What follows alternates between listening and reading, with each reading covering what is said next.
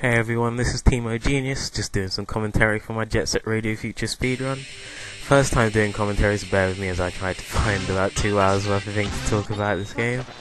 So according to my timing, I finished this run in about 2 hours, 28 minutes, 13 seconds, starting from the second I hit new game, which you just saw, ending at the point on the final spray on Wupaku Goji.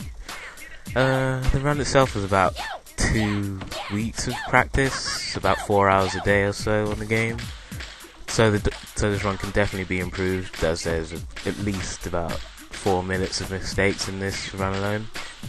I will do another one of this. I'm not sure if I'll be doing it single segment or segmented. Depends on my what's the word I'm looking for? Can't remember the word. Sorry. Yeah, I will be doing another run for the game because I think 2 hours 20 minutes is quite possible. He's a realistic target for me, I think, as there's a lot of things I do in this run that's a result of my lack of experience with the game. Like, I go for a specific graffiti souls, and I get the Dogenzaka hill tape when you really don't need to get. If you are more experienced with the game, there are other souls that you can get that would take less time because they are less out of the way and you don't have to sit through the graffiti soul unlock cutscene every time that you do the challenge. But yeah, let's get back to talking about the actual run itself like I should be doing. What I'm doing here is making sure I have a certain amount of cans ready for the next section. Can management is pretty much the most important part of the run for me. Knowing how many cans you'll need for graffiti or police fights and how many cans you'll run into on the way there lets you know how many cans you have spare, and I'll be always trying to make sure I have enough cans to boost dash on the way. If I have enough cans and I'm trying to boost dash, that's because I'm just not experienced enough, or I'm trying to do something else, which I'll try and get to later on in the run. But this is how I pretty much think I'll make up most of my time when I go back to practice this game some more, because I feel I don't boost enough. There's a lot of points in this game where I have too many cans and then I'm running over more cans and I'm thinking to myself, should I be boosting? And then I always do, and then I don't have enough cans for the next session, so I really do need to work on that. But overall, I think this run went pretty well considering I started it at 4 AM. I mean, in previous attempts, my run would end around the Sewage facility or Kibogaoka hill due to extremely stupid mistakes, so everything up to that point I'd been through a lot of times, whereas everything after that was still kind of new to me. As I do find this game quite unfriendly to practicing. I mean, going back to what I was talking about before on can management being so important, when you reload the save you start from 0 cans, even if you try, or like if you're trying to retry a race or taggers tag fight like the poison jam one in the sewers or noise tanks, you start off with 0 cans, so it's kind of pointless to retry because you need to have max cans when you go into the fight, otherwise you're not going to get a good time. Now, obviously you could just save it before a fight or a specific section, collect all the cans and go in, but this game only has 3 save slots, one of which I use for my 100% completed file, so that leaves me with 2, and so the 2 that I have are one which is just after the tutorial, so I don't have to sit through this cutscene. I mean, as awesome as it is, after seeing it a billion times, it's not that fun. And the second one is after the future Expo site, because that chapter is really boring to me because it's really simple and you can't really mess it up. Going on to which character is best for this run, as you're about to see in a second, I'm using Yo-Yo at the moment. That's because you're forced to use Yo-Yo in the tutorial, and after the cutscene it doesn't take you to the character select screen. So I felt as though however much difference in time I would lose from using a slower character, this is me assuming that Yo-Yo is slower than Gum, it wouldn't be enough to cover the time that it would take to talk to Roboy and then switch to Gum. As for which character is best overall, I'll probably save for another cutscene. Let's get on to actually commenting on the gameplay. Right, and so coming up is the very first stage, Dogenzaka Hill. Probably one of my more favoured stages. I actually do this really well in the run, now that I think about it. A lot of the tricks and things that I do during the run are going to come up here really fast, and they're probably going to come up too fast for me to explain. But I'll try and right, yeah, immediately you'll see that I want to pick up this graffiti cell coming up. And to those that aren't that familiar with the game,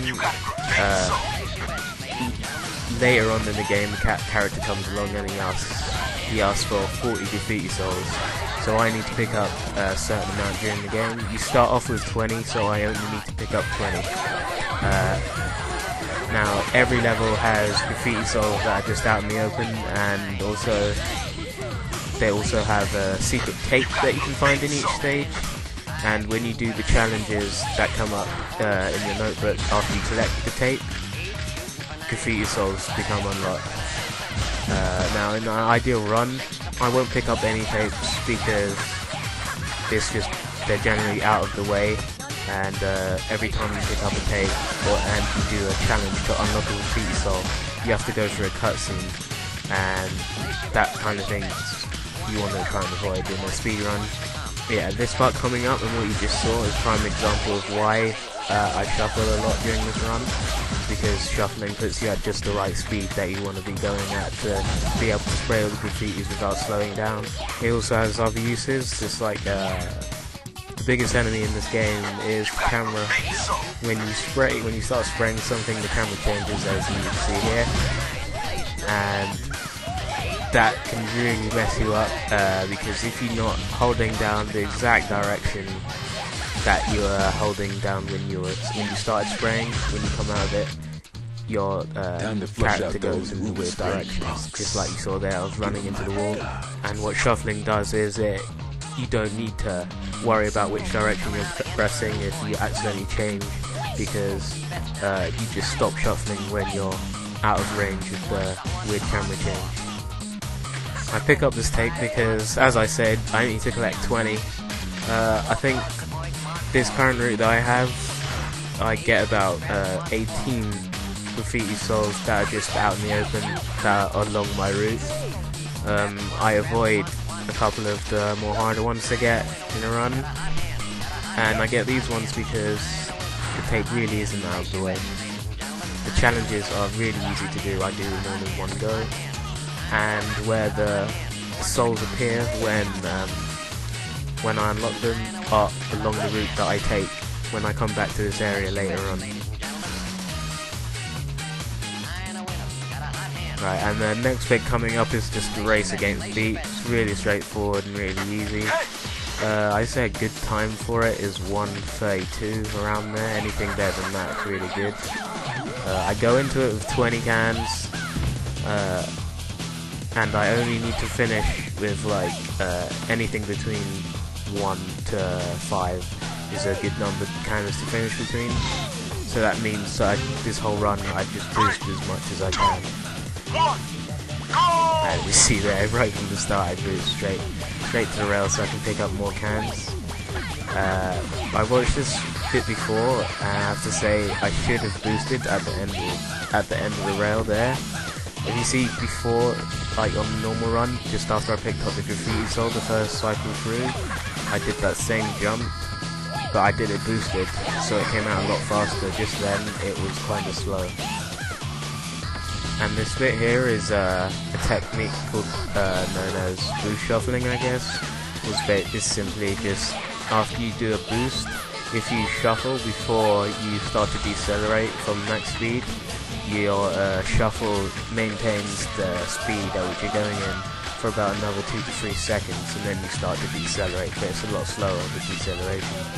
So that's a really good technique to do if you have a lot of space to do it after you boost.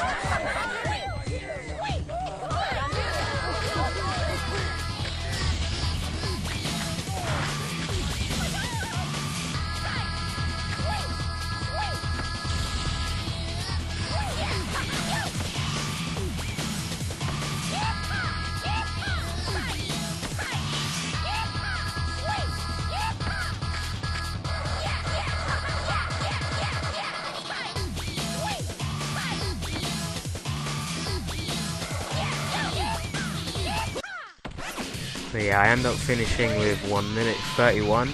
It's actually a really good time, but I still think I could have done it a bit faster because of the mistake that I made a bit earlier on. And also coming up is the first police fight. Police fights I really don't like in this game because the police just run around like headless chickens, and a lot of the time it can be a bit random, especially with the armoured ones. You'll boost into them and somehow they're just invulnerable and nothing happens and you've wasted sprays. But this fight actually goes really well, as you'll see coming up. And they probably ain't looking for your autographs. Let's use those pretty white shirts and do some serious artwork.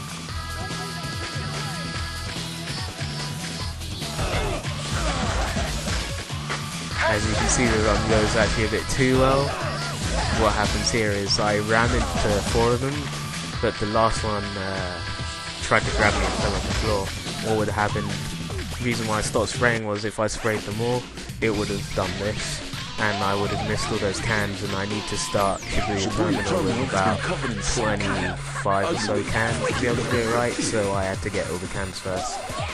And then as you'll see here, this is the reason why I picked up the tape, just to unlock all these graffiti souls, so when I come back here later I can pick them all up. As I said before, I only need 20, and if I collect all of these I'll probably end up with about 23. So the good thing about this is, because I do unlock all of them to be able to get the last one, I can't just skip the first 2 and get the last 2. I have to unlock them all. If I do make a mistake on the other graffiti souls, I don't have to worry, like, oh crap, I just messed up, I'm going to have to go back and try and get it again. I can just be like, okay, well, I've got extra ones in Dogenzaka Hill waiting for me. And with Shibuya Terminal, this place is a lot less linear than the previous stage, so my route for this one is based on the fact that I need to get to, I want to be at where Poison Jam spawns when I finish spraying, so that's pretty much how my route goes. That's why I do this pit first. And the technique that you'll see here to do a really fast U-turn is basically the way how U-turns work. If you do a standard U-turn in this game on your skates, you slow down and pretty much almost stop. If you, instead of doing a 180 turn, you just do like a 90-degree turn. Like you do the action for doing a 180, but if you quickly just like tap left or right instead of just forward, you'll do a 90-degree turn instead. If you do that twice, then there you go, 180-degree turn. That's a lot faster. It's also a way of turning a lot faster as well, especially if you just come out, if you want to stop your boost bash a lot faster to make a sharp turn, it's also a way of doing it. And these buses are pretty much a prime example of why the camera in this game is your worst enemy. If you notice, I stop a lot after the camera changes back, and that's because the direction I was pressing changed, and it happens twice there in a row. Another thing about this stage is the way I time myself if the run's going well or not, is when you first enter a stage, the traffic is always the same and it goes on a loop. So you can base how well you're doing by what cars or what is coming when you're what's coming in the road when you're crossing the road. So like just then when I got hit by the bus, if I was going a bit faster I would have missed it and I would have done it flawlessly.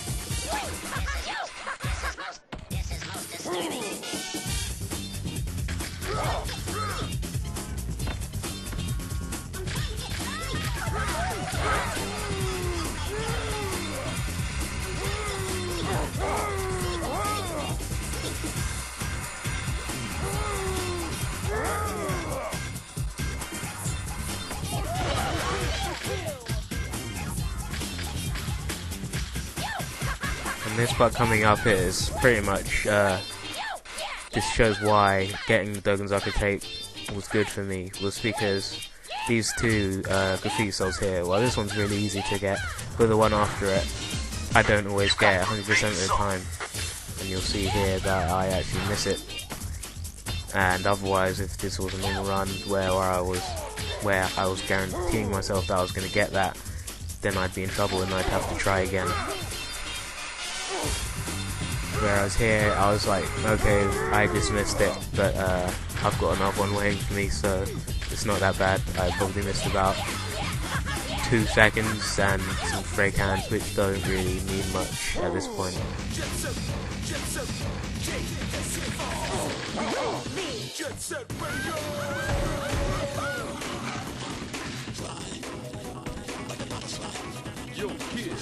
And this bit coming up is like the biggest mistake I've made so far in the run. I wasn't meant to fall down off the roof. I was meant to just fall onto this rail here and then do what you see I'm doing. But because I missed it, when I got to the rail I was really slow, and because I've missed the graffiti saw before, I didn't have enough of a boost dash to get my speed up, so that was really bad. I probably lost about 10 seconds or more for messing that up.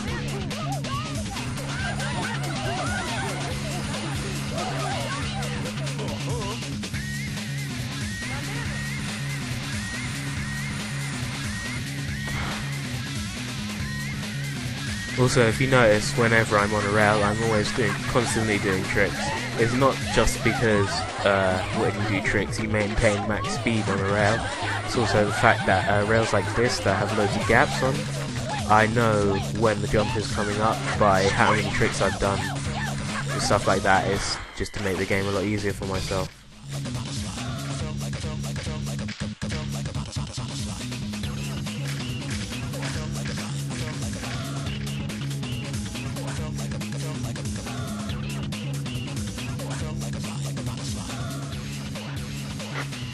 To all squads. There are reports of youths skating near Shibuya Terminal. All units in the area, please investigate. Repeat. All...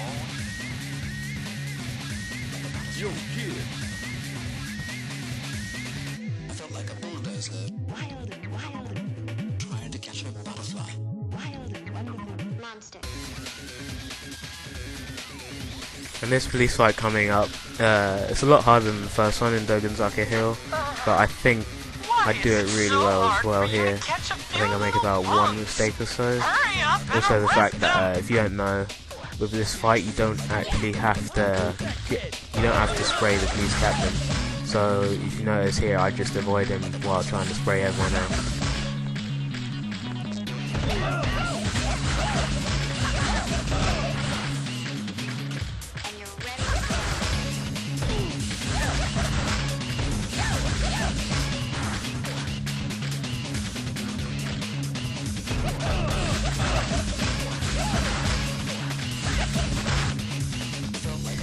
Alright, and that was the end of chapter 1 and the end of our reign with Yo-Yo.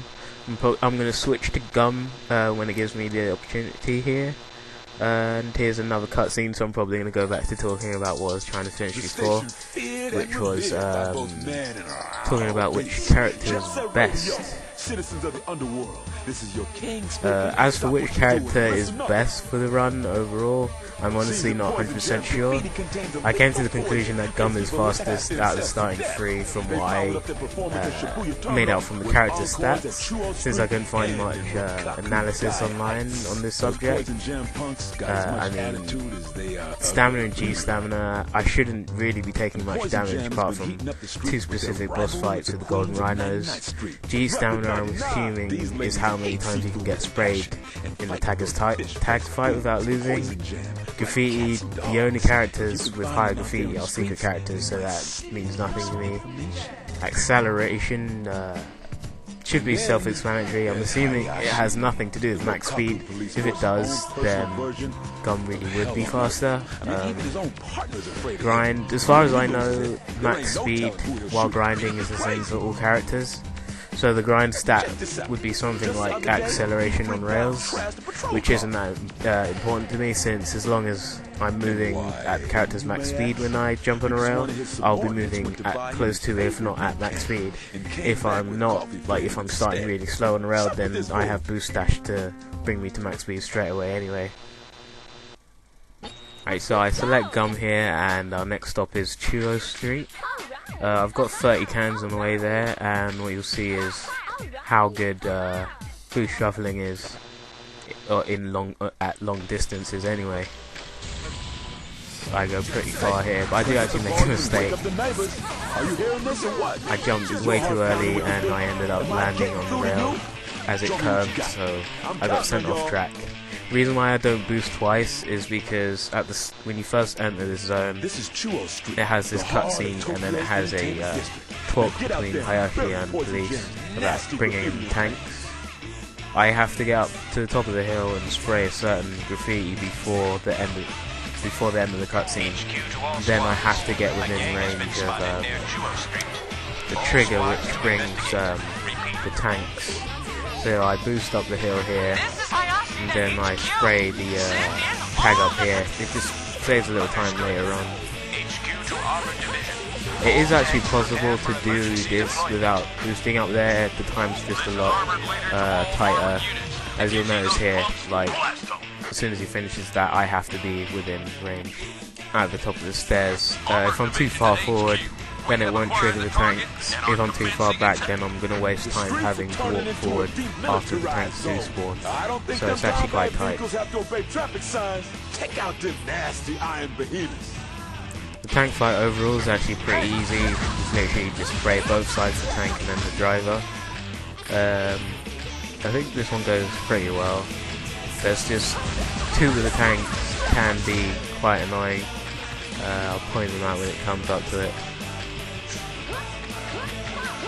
I don't jump off this rail because there's actually an invisible barrier at the top, and if you jump, you just waste your time blocking yourself. I boost down there because I've got way too many cans to do these two tanks. So I boost over to this one because I have to. Well, I feel as though I have to. If you don't get there if I don't get there fast enough, it will turn too far, and the cannon on the tank will hit me, which will just waste time. So that's why I boost over to that one. This one, the last one as well, can also give me trouble. If I don't jump at the right time, then it will go too high and it will hit me. So, or I'll go too far and then I'll hit the electric fence behind it. The Hayashi fight coming up here, it is actually possible to knock him off the edge. You don't, well, I think you can do it without boosting, but usually do it through boosting. It sends him further anyway. I don't do it because I find it's easier to just knock him over and just spray him, because he doesn't take that many sprays, and it saves you a lot of sprays as well. And also, if you miss knocking him off the edge, then you've just wasted time and spray, because you're just going to have to spray him anyway.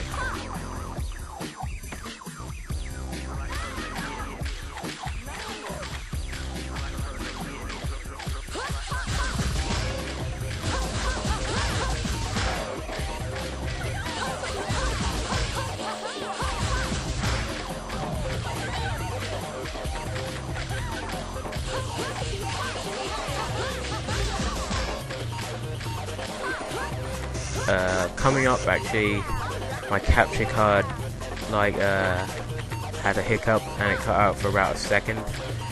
Wouldn't be that bad, but it cut out at the worst point possible. I was aiming to get the graffiti soul that's literally just above me right now, but I wasn't able to get it. So now I've missed 2 graffiti souls that I usually get, and then I just missed out my shuffle right there, so now I have to walk the rest. So that means I now need to get 2 graffiti souls from Dogenzaka Hill, and the fact that I've missed 2 throws me off a bit, because I keep forgetting how many graffiti souls I have in total, and I waste time looking later on to see how many I've got. And I have no idea what happens here. This never happened to me before. but it just had to happen right now. I don't know what caused it. I guess I was holding a different direction. Yeah.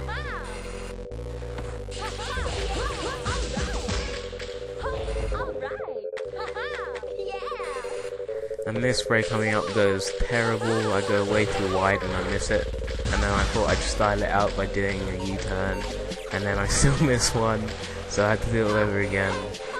But yeah, the way I like grade my sprays in this game is as long as you can do the spray in one go. I mean, by one go I mean you hold down the button and you can get all the points of the spray done in one movement. That is a good spray. If you have to stop, go back, go forward, whatever, then that is a bad spray, and that can be improved. Obviously, how you exit the spray, as in not turning around by accident because the camera and stuff like that, can be improved. But as long as you do the spray in one go, that's pretty good to me. Looks like those little beast dudes have arrived. Please don't feed the animals. And coming up next is the Chuo Street race against Poison Jam. Pretty straightforward race. I think I get a pretty average time here. I think I'll make like 2 small mistakes, but other than that, it's kind of hard to improve this stage because there aren't that many spots for me to get more cans, apart from the zigzag grind bit, but that part you're grinding anyway, so you're already going at max speed and stuff like that. Otherwise, it was pretty good. I guess I could improve the part after zigzag grind, because I do notice that I have a lot more cans at that point, but I do want to have max cans after I finish this race anyway, so that's a part of the reason why I have a lot there.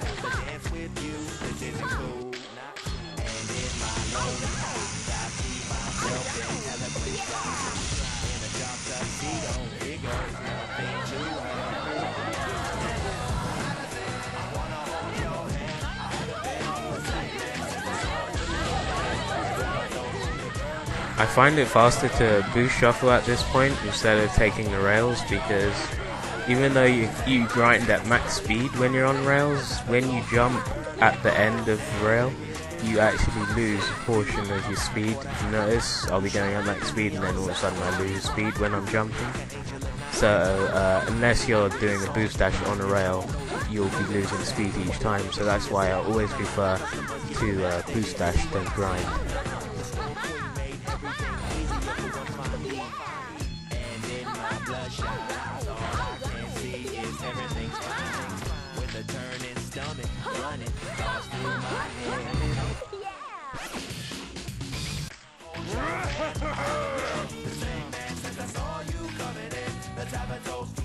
So I'm done with Chuo Street, and next is Kakudai Heights. I don't really like that. I don't really like that level, to be honest. But yeah, I've got 30 cans at the end of here. I don't use any down here because I want to use 20 to get back to the garage from Shibuya, and then in the garage I use 1 to get across to Kakudai Heights.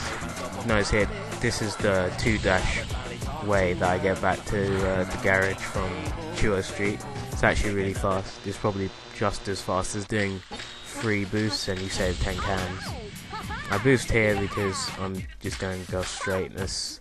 And this, that jump's really annoying because it lags in the garage.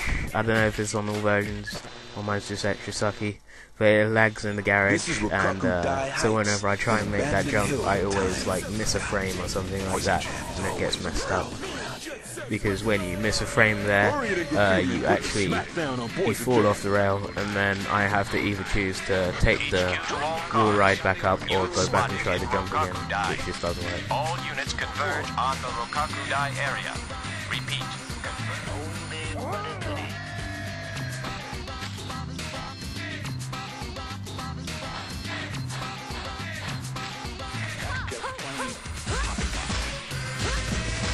Notice I slow down here at the end of the rails because, again, it's because of the camera.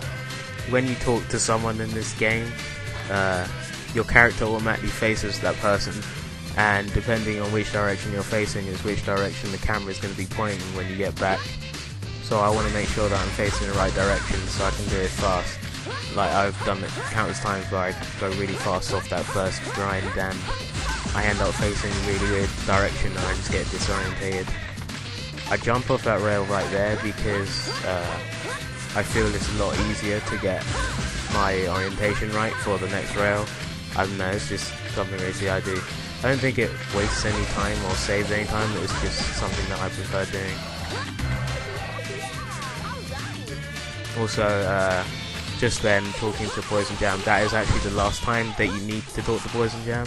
You need to talk to them there just because they opened the gate to that, you know, train station or whatever.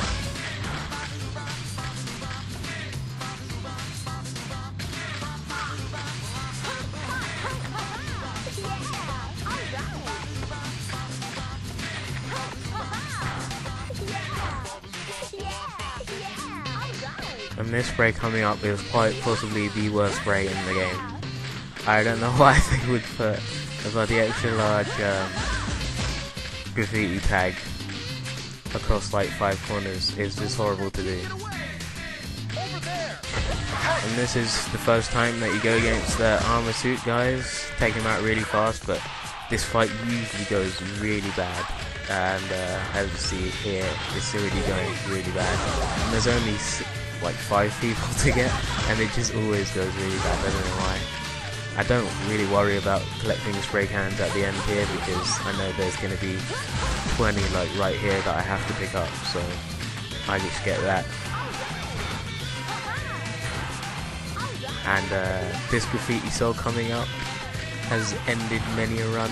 Like the amount of times I've just missed it completely and like boosted off the edge, or I pick it up and then I miss the frame to jump afterwards and stuff like that. But I get it perfectly here. I slow down quite a lot to get that because I really hate doing long graffitis on rails. I just always seem to miss one and I hate going back to get them, so I just make sure I'm going slow enough from the first wave.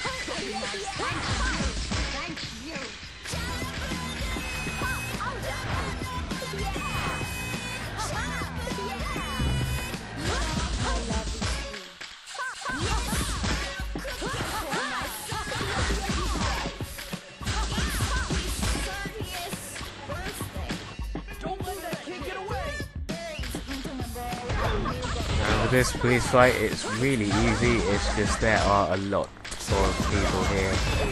It's like you can't really do bad because it doesn't matter where you're going, you're going to knock into someone. It's just about making sure that you get the armored guys as soon as possible so they're not getting in the way when you're trying to knock things over.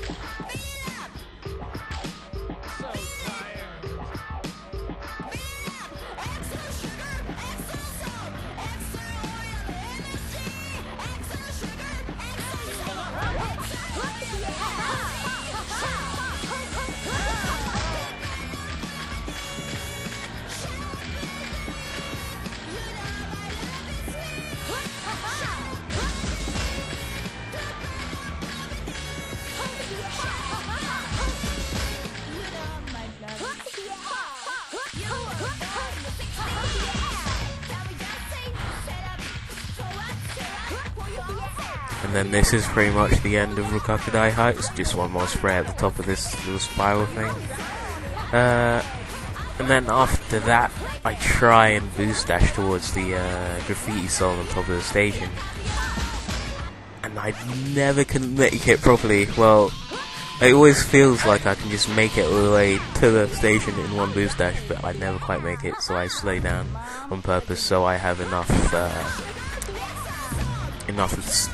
stretch of wire to gain more speed and then make the jump the proper way, pretty much.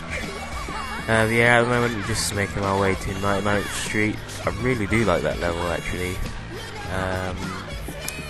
think it goes pretty well. I don't know, I haven't really seen it yet. We'll see in a bit. This part here, just grinding my way to 99th Street, it never goes this well, and it's mostly because the garage lagged again, and I missed that jump, so I end up like go hurtling towards the wall. But yeah, it's only lose like a second if it doesn't go well, so it's not that bad. Centering around Benton Tower.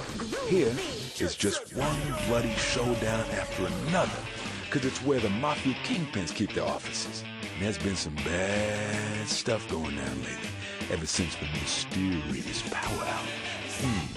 And Rapper 99 seems to have made this their home. All right, my people, it's time to give 99th Street a new paint job. So this is my route for 99th Street. Immediately you'll see that I'm doing as I said before. I always prefer to boost than to grind on rails, because you can cover more ground. My route, I don't actually know if it's the best. I haven't really timed it against the other route, which would be going underneath instead of going on top. But I just got so used to it that I kept it this way pretty much. Just then, I had max cans and I went past about 20 cans. I don't like boosting on rails because the only benefit to it is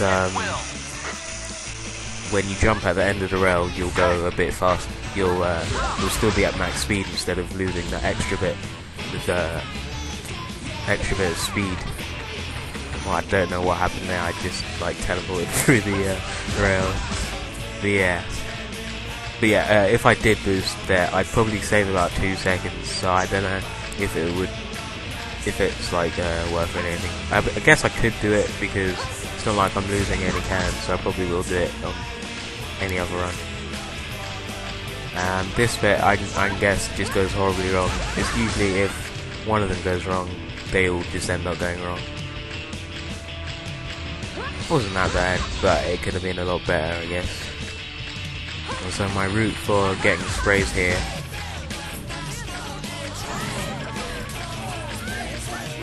it seems like the best, or at least it's one that makes most sense, considering where I end up and where I want to go. Because I want to make sure I'm back on the same rail that I got here on, and so it just seems most logical to do the way that I do it. I mean, I could optimize it a bit further and take the wall rides, the billboard wall rides a bit more. Like, I just missed one there. I could have done that one right there. But I guess I'm just focusing more on actually not going past the sprays than actually doing them instead of trying to save a few seconds. And yeah, that went really well. Spraying with graffiti, there was no mistakes. I didn't miss one like I usually do. So things are looking up for 99th Street. And then here I don't take the rail all the way back because it seems faster to just run up here and then jump back on the rail when it's finished. And then that's why I go back up there, because I want to go to this side. I actually have to take this route here because I want to get this graffiti, so otherwise I would go back downstairs and then not downstairs, I go back down to the ground and then go through the tunnel to get to this place. But I mean, it probably goes like 5 seconds, of course, just taking the rails instead. And because I am on the rails, I'll be able to get the first one without any problems, like pretty much foolproof. You just have to hold down the button like that. You can do it to this one as well, but I don't. I do just as good though. And here, I never really know when I should boost to the next one. I guess that's something I need to work on as well.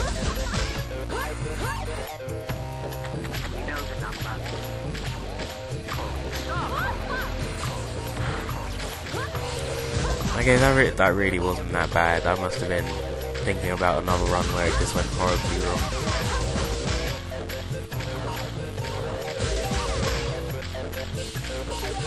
This side usually goes a bit worse than the other one.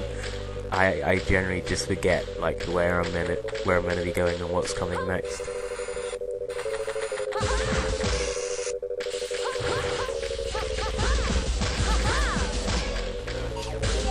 You see me hesitating here.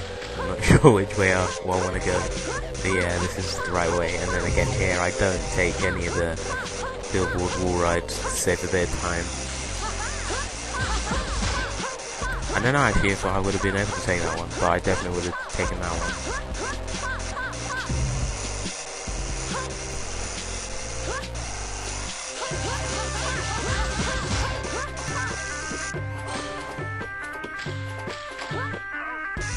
And then here I take the rails up again, this time because I want to get the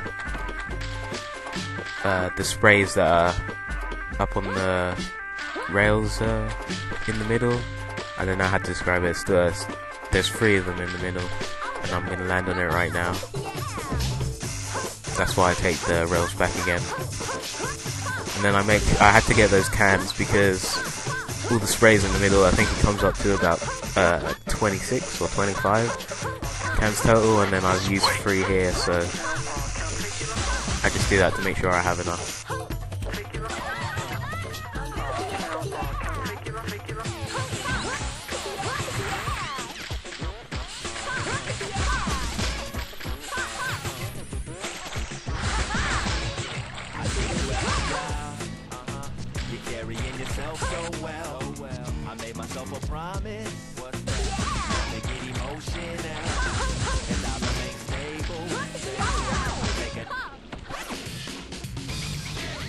And that's the end of spraying. I have no idea why it teleports you back to there when you do this, but because as far as I remember, that's the only part in the game where it does that, other than when you end the chapter and it just takes you back to the garage.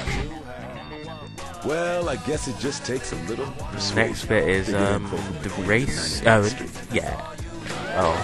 Collecting the flags against Rapid 99. This goes really well, I remember that. It's really easy though. And the way I do it is I collect 2 of them. I let Rapid 99 collect 1, and then I collect the last 2 myself. I do it this way because I think it's a lot faster than getting them all by myself. Basically, the faster I get to the second flag, is the faster that they'll get the third flag. That, and you'll see when I get to the point when I'm going on my way to get to the second flag, I make sure I hit one of Rapid 99 so that they're really far behind, so that when I do get it, they'll be even closer to the third one.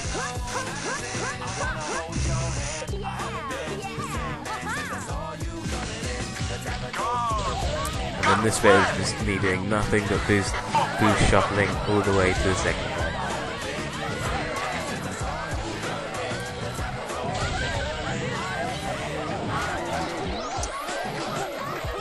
You see there, I make sure I hit her. Now I just gotta get there as fast as possible.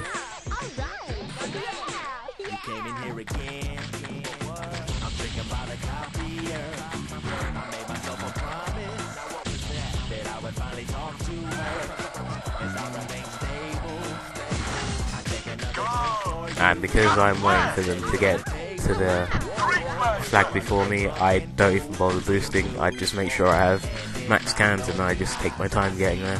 I don't really take my time, I go there as fast as possible, but without boosting. And you can notice here that how badly this game lags in this area during this race. So obviously having 4 characters on the screen at the same time is just too much for this game to handle. I love this game. But I actually should have boosted up this, you notice there I messed up the combo and I slowed down a bit because it's an uphill grind. If I just boosted right at the start, I would have picked up all those cans there and wouldn't have lost any can.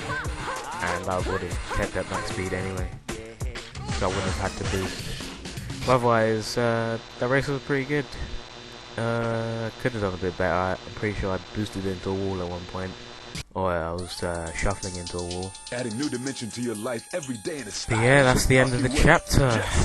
Next chapter is going to be chapter 4, the Sewage, also known as Run Ender. I'm sure my run here goes pretty well, otherwise it would have been the end of the run, like it usually is. And that's mainly because there's a couple of jumps in the sewers that are, if I miss, then I drop to the bottom, and that's pretty much the end right there, because it takes too long to get back to the top. But this is also where you get Garum.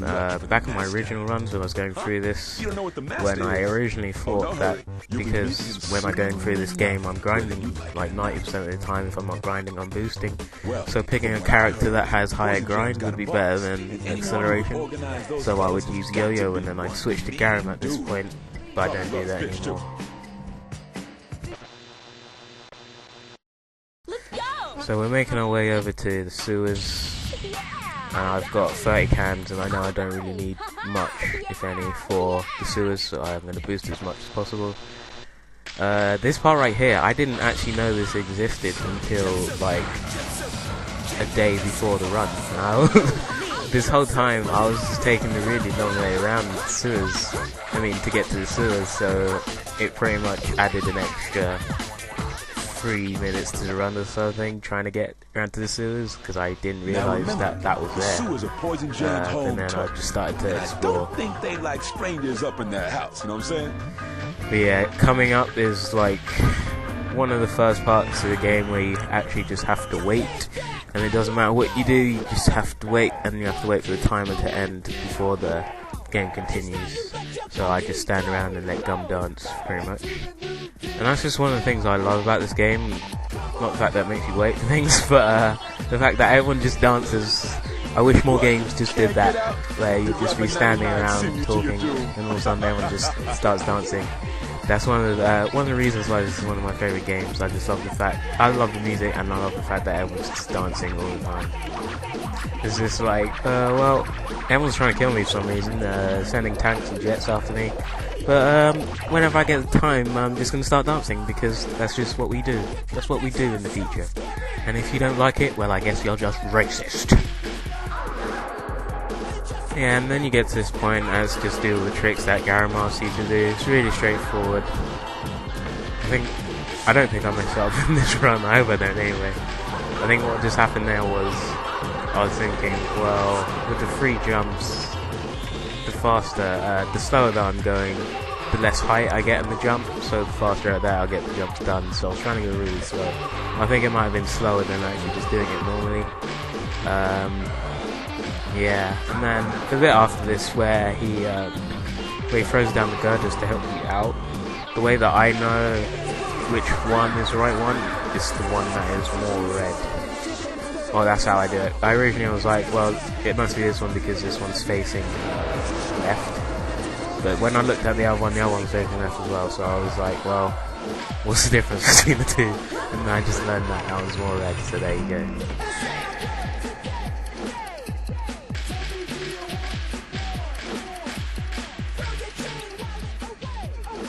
There's got to be some switches around here to open the gate to Poison Jam's hideout.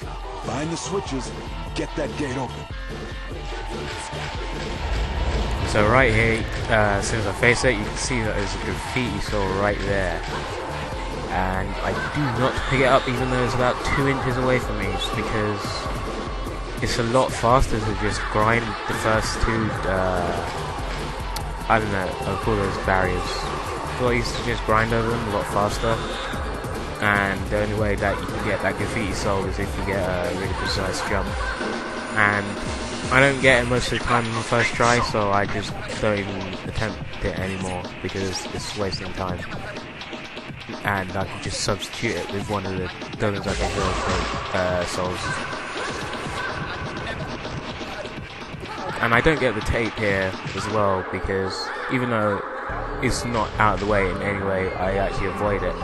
That's because when you do pick it up, and I'll be doing loads of, because I'm always doing tricks and stuff, I'll be unlocking graffiti souls that I'm not even going to be bothering to get. So I'm just going to be wasting time watching the cutscenes for things that I'm not going to be getting. So that's why I avoid it. So far it's going pretty well. You can't really mess up this part, apart from the jumping out onto the higher rails, and these bits here, they usually go a bit wrong, and yeah, this one goes wrong. the trick to it is to just wait until the very last frame of the jump, and then you'll always be high enough. Doesn't matter like how fast you're going, as long as you wait until the last bit, then you'll make the jump.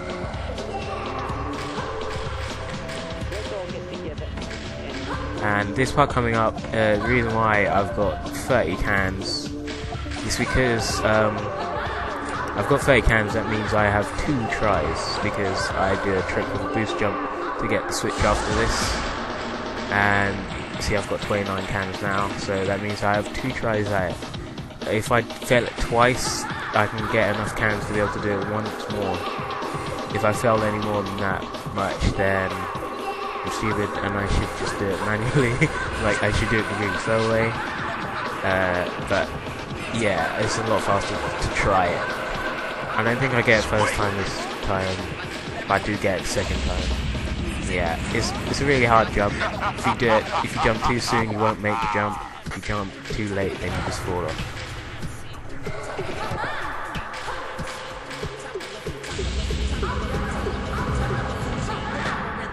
And it's that, pretty much. And then I just suicide here to get back to the edge faster.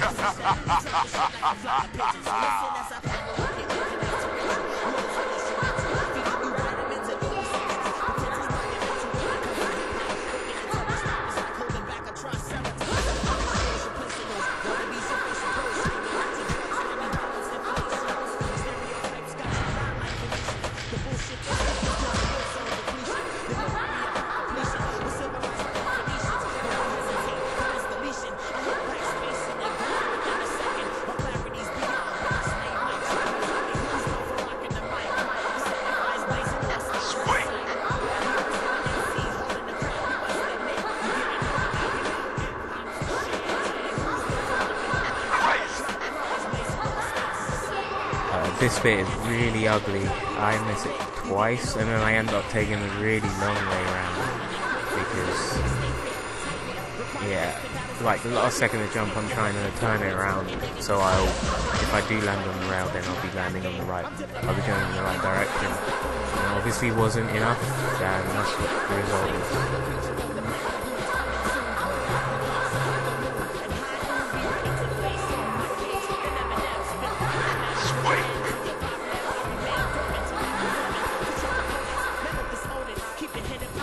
And this part here is the run ender, not that jump, but the one coming up in a bit. Notice I just used my boost there. I used to keep enough sprays to be able to boost this jump because I was so afraid of it. It's just really silly. It's a really simple jump as well, so I don't know why I keep messing it up. But it's this one coming up here. If you make this jump, it pretty much skips the last load of hoops that you have to go through just to get to that bit in the middle. What happens is I'm not going fast enough, and then I won't do a trick jump instead of just doing a normal jump, and I fall too short and just fall through the middle, and that is the end of the run right there. But I do it right here, thankfully, and then the next bit is the bottom point of the sewage facility. I really hate it. I hate it because of the tagger's tag. The fight, I don't know. At the moment, I'm playing on the NTSC version of the game, which runs a lot smoother. I don't know what I was doing there. I think I'm going to blame it on camera. But yeah, I'm playing on the NTSC version here, which lags a lot less. When I was originally practicing this game, I was playing the PAL version, which lags so much. And during this fight, as far as I know, Poison Jam, they should have, it's either 30 or 31. It takes 30 or 31 frames to get them. I'm saying 30 or 31 because sometimes it works with 30, sometimes it works with 31. But on the PAL version, because it lags a lot, I'm guessing it's just not counting my sprays, and I end up I have to using like 32 plus, and that's just horrible because it should only take 30, and you'll see here right now that it doesn't take 30. Well, for me anyway. I don't know.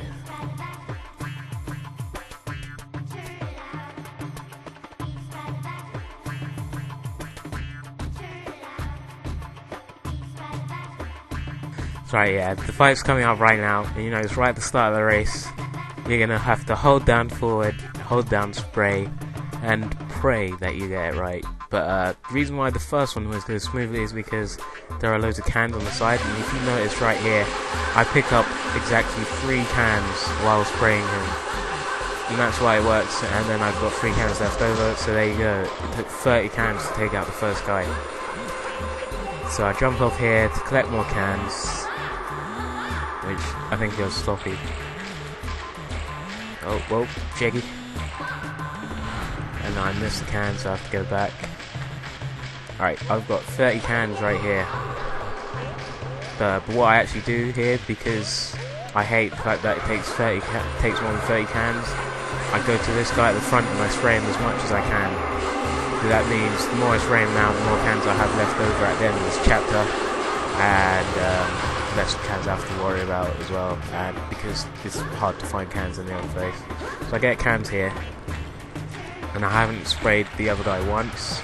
And there you go, I've got 30 cans, and you see what happens. He barges me.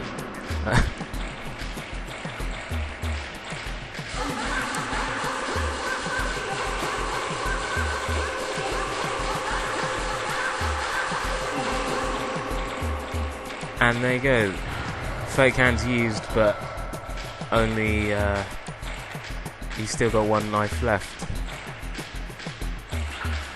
That one you can blame on the fact that I wasn't that close to him, because I'm watching that back now, I really wasn't that close, but it, I don't think that was the issue, because before I've been literally just touching them, and it does the same thing.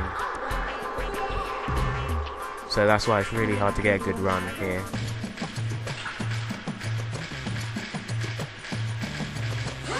And then I finish it off here, and then I've got about 15 cans left for the next chapter, which is... oh, it's the other run enders, Hikage Street and Kibogaoka Hill, and my favourite Skyscraper district to end it off with. Yeah, so far, this whole run actually hasn't been that bad, to be honest. I mean, there hasn't been too many big mistakes, there's been a couple of little ones, but there's just losing a couple of seconds. But as I said before, I played the first part of the game, well, up to this point anyway, a lot in my previous attempts to record this, so I got pretty good at this, at the starting part. It's just everything after this is going to be a bit iffy. That's a good word to use for it. But yeah, you'll find out soon. The second as I head straight to Hikage Street, and that is the biggest mistake in the run happens there. You'll soon find out what that is. A bunch of cyborgs. They all got mechanical bodies and whatnot. And the Immortals, who used to control the Skyscraper district, just got their butts handed to them by the noise tanks and had to give up their turf. The noise tanks are bringing one street team after another under their control, and pretty soon they're gonna be running wild all over the city. You gotta be a fool to think this ain't got nothing to do with Yo-Yo's little disappearance. Rough up those Immortals a little, and they might help you unravel this mystery.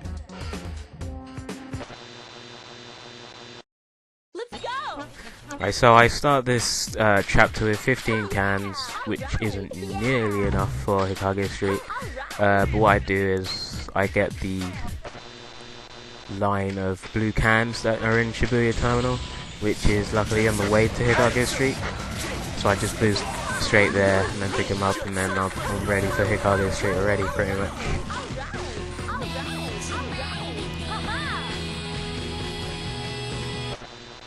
And Hikage Street, just like Chuo Street, it's got the chatter between the police and Hayashi. At the end of the talking is when the cutscene spawns cutscene happens that spawns the police. So I have to get up there and get the graffiti done before that happens. Well, not all of it done, I just get the one that's out of the way. I'm sending in the experimental weapon. Captain, and that's why I choose to go right first instead of left, because there isn't anything really out of the way if I go right. or that I'll get there in time if I go right. So I just make sure I at least get those done before I do that. That way I don't have to jump off an extra time. This fight goes pretty well as far as I remember, I think. Yeah, I get them all in one go as far as I can see. Oh no, this one. But everything else went fine.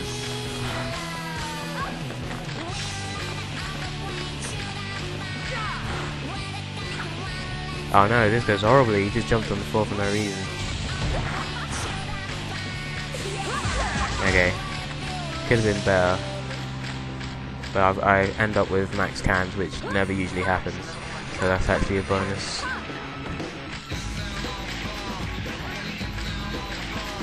Yeah, I actually got a bit disorientated. I wasn't sure which way I was meant to be going, which shouldn't have happened. If I ever get fast enough, I do attempt to get that one before the cutscene happens as well.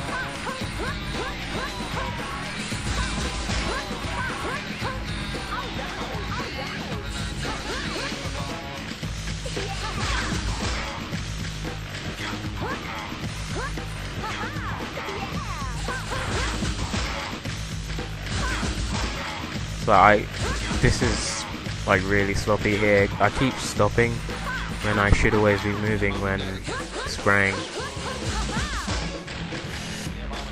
Yeah, other than that, this area is pretty much done.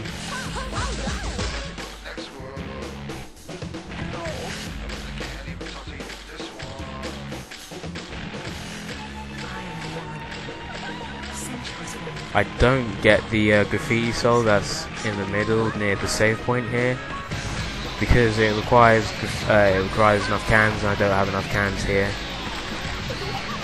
And if I mess it up, then I don't have enough cans to do this. Just spray that and then my boost up here, because it's really long, so it's always worth boosting something that long. I wasn't going to go down there, but I was like, okay, there's a can there, so I might as well get it. I'm halfway there. And this bit is really annoying if you run out of cans. And this bit usually goes horribly wrong.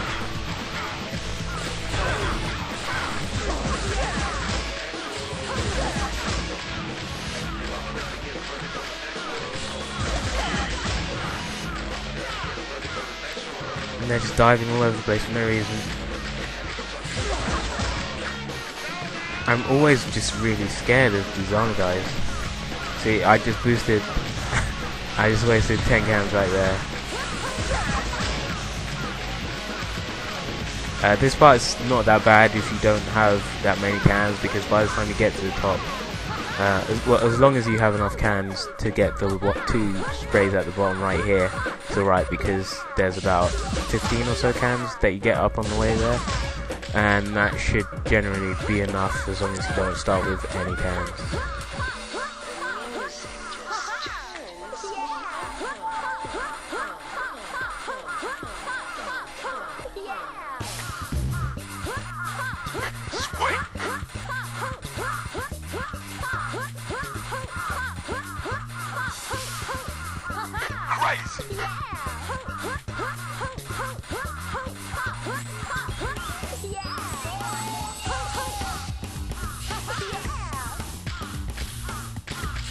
So yeah, apart from me doing really bad sprays in this part, it's actually gone really well, but the worst is yet to come, as those familiar with the game know that the biggest boss fight so far is coming up, and I'll tell you why I really hate it when it comes up.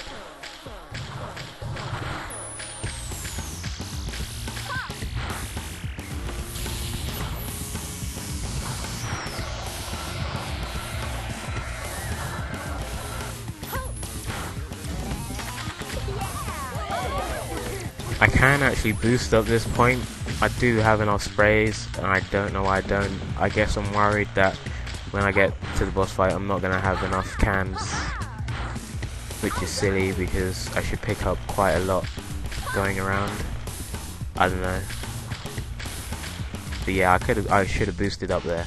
It's the Rokaku Police Special Terror. Looks like and this boss fight, I really hate it because it lags so much.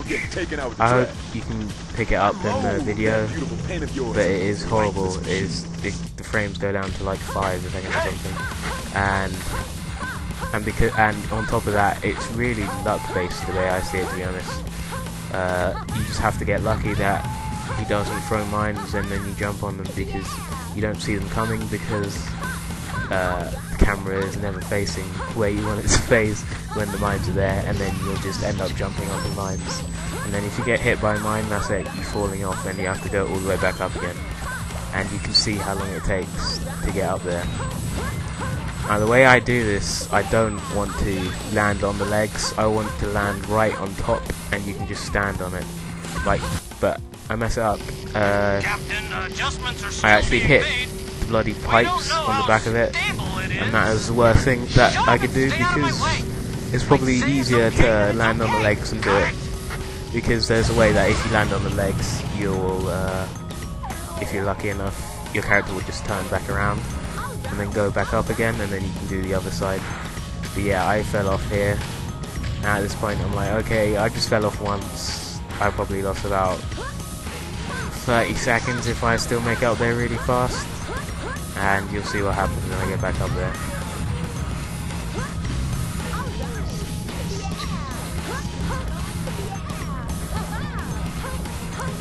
I just saw him throw down some mines, so I'm thinking, well, I've got a few seconds to get up there. He just threw some more mines and it wasn't on the side near me, so I'm good.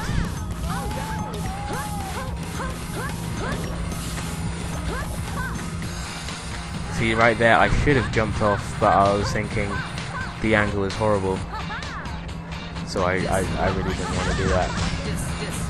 And what happens, he decides to move as I get up there, and the worst thing about that was, if I did jump off before, I would have done it in time.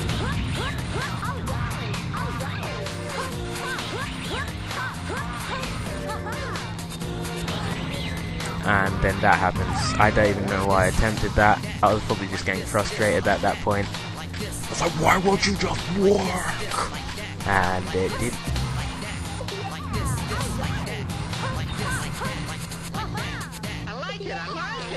So at this point I've probably wasted about 2 minutes to see how the rest of it goes, because I don't actually remember how I finish it.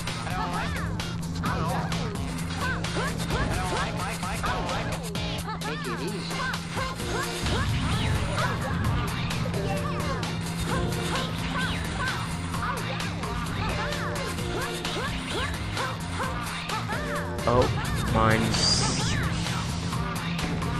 And I almost landed on the wires again. If I did, then I would have just reset right there, because that was horrible. I'm sorry you had to watch it. But yeah, I've done it so many times where I just land right on top, get all 3 done. What makes it extra hard to get all 3 done at the same time is because after you do the first one, there is that stupid cutscene. And the cutscene just comes at the worst time, because you really have to fight to stay on if you're on top, and it's hard to remember where you were, which direction you have to press to slow down or whatever, or you can't just hold down the trigger and hope that when it starts up again you'll be spraying still. You have to time it just right, pretty much. Yeah, I don't have enough cans to spray the rest, so I'm just collecting cans at the moment.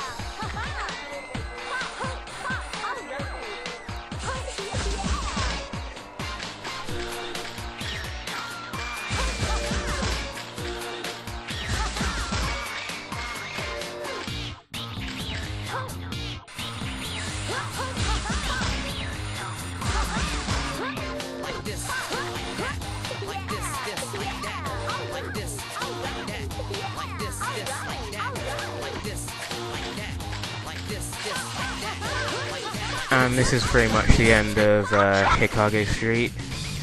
It went horribly wrong. I probably lost about 3 minutes or so on that boss fight. So if I do this run again, then this is where I'm going to make up most of my time.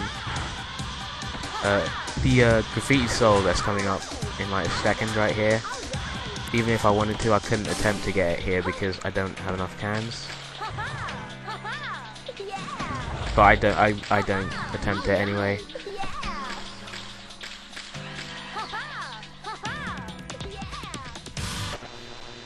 And so what's next is Kibogaoka Hill. I don't know why I did that. I didn't need those cans.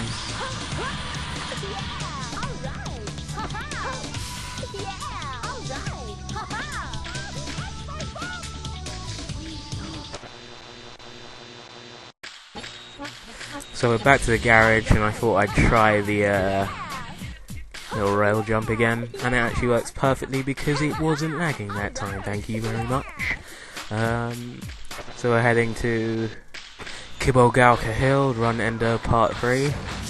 The problem I have with Kibogaoka Hill is the route is just really tight. A lot of things have to be done before certain things, and then there's that stupid helicopter battle, and which just means you have to cycle through the map like 3 times, and it's just silly. So I don't like that place a lot.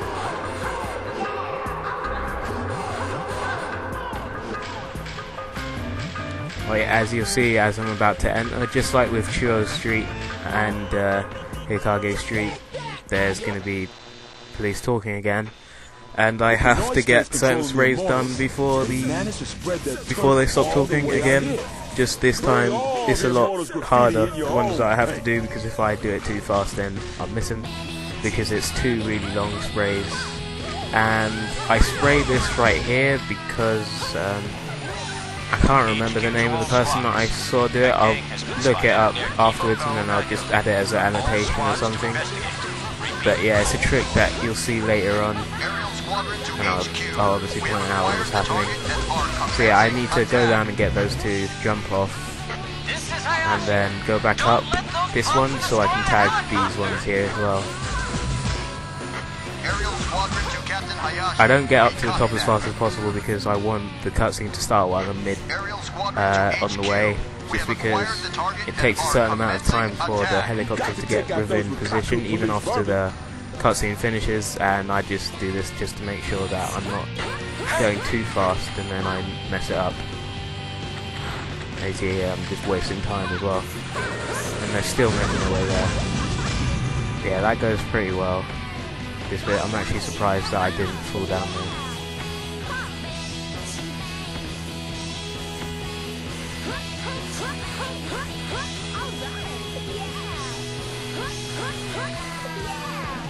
I always mess up at least one of these wall rides, like every time I attempt this.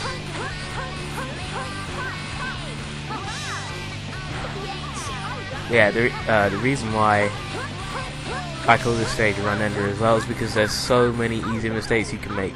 Like this here, if I mess up that wall run, I'm falling in and I'm losing time. I do this bit a bit risky, but it works. I think I've only like fell down once. It's kind of hard to fail this bit. And I usually just boost off and then wall ride up here, but I don't know why I was saving cans, or maybe I was just being a bit scared.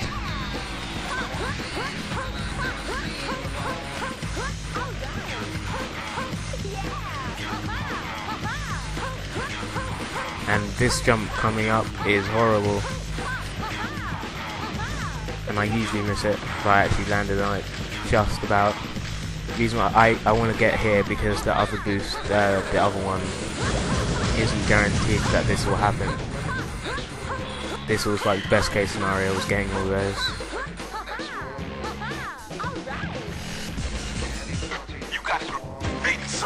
And just then I quickly checked how many graffiti souls I had. Didn't actually see how many I had there because I went a bit too fast, so I don't know how I saw it that fast in the run. And these sprays go horribly wrong, as you can see. I'm just doing it really slow. That one there, I know I was doing it really slow because I didn't want to fall off the edge.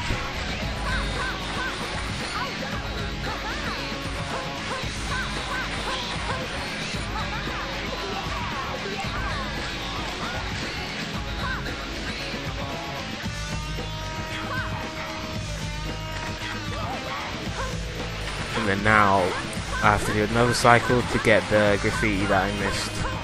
And that's why I did those graffitis before, so I can just skip this whole section and just go straight for that extra large graffiti, which saves a lot of time. This bit coming up usually goes a bit wrong. I'm not sure how it goes here. I think I just take it the easy way, and yeah, I took it the easy way and just jumped off instead of doing an... Sorry, there's an elaborate jump that you can do to get onto the other rail. I guess I was thinking, okay, sorry, this run's going pretty well at the moment, so I don't want to mess it up. So, and just then as well, I didn't jump off, I just took the easy way out, which is pretty bad considering this is a speed run. But as I said before, this part I'm not as confident with because I haven't practiced that much in 2 weeks' time.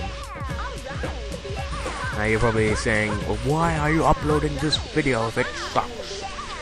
Because I like seeing my progression, and this video is kind of like just to see how good I am at the game at the moment, because I will be continuing this off and I will be trying to beat this time. I will obviously beat this time because all the mistakes in it are horrible. I want to aim for at least 2:25, and then if I can do that, then I'm going to aim for 2:20. Especially if I find out any new straps and stuff like that. So that's why I'm uploading this video right now. Also, I'm uploading this video because I want to revive my YouTube channel and my stream, which I'll link to in the end of the video.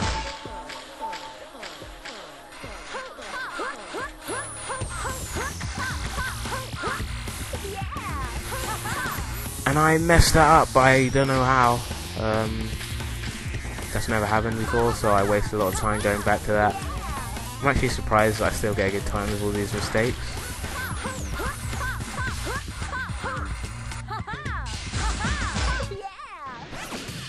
Because like when I first started, I was like, alright, I'm going to speedrun this game. The very first time, the time that I got completing this game was 2 hours 38 minutes. And so with this run, my aim was to beat 2 hours 30, and I obviously did that, but that's why I didn't reset, is because I thought I could still beat 2 hours 30, and I wasn't going to jump off there, I was going to jump to the second rail, but I didn't lose that much time from doing that. You got a great song.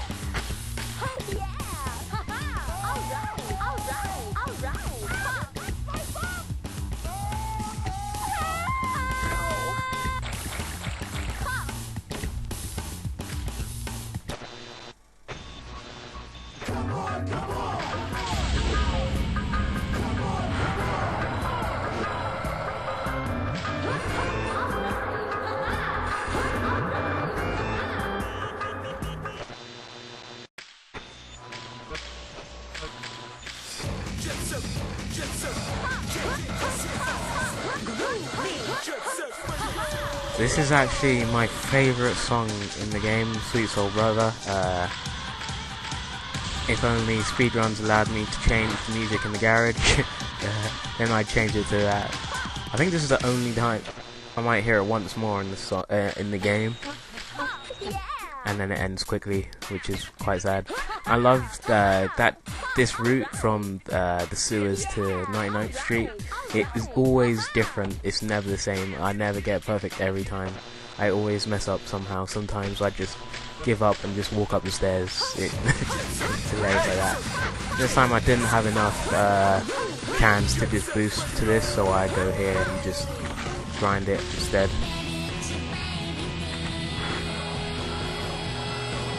I don't need loads of cans for the next part because I know I think there's a police fight right here, but also there's loads of cans before Skyscraper District anyway. This right here is the Skyscraper District in Pharaoh Park, an open-air garden built by some rich Egyptian dude living in Tokyo, and the holy sanctuary of the Immortals. Do me a favor, give the Immortals nasty graffiti a facelift.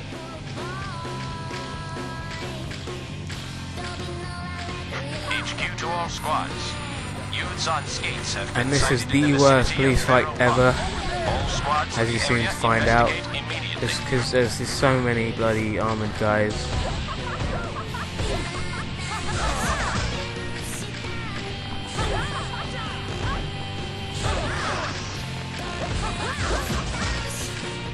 everything is like ready.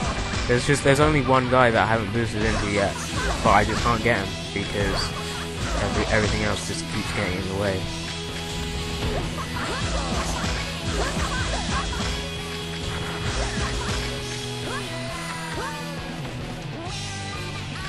Yeah, that goes really sloppy.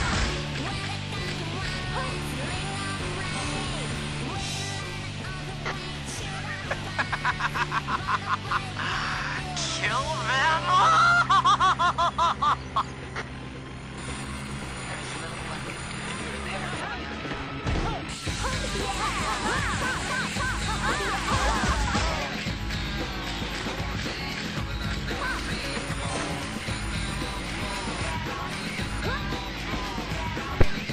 And now we actually get to start Skyscraper District.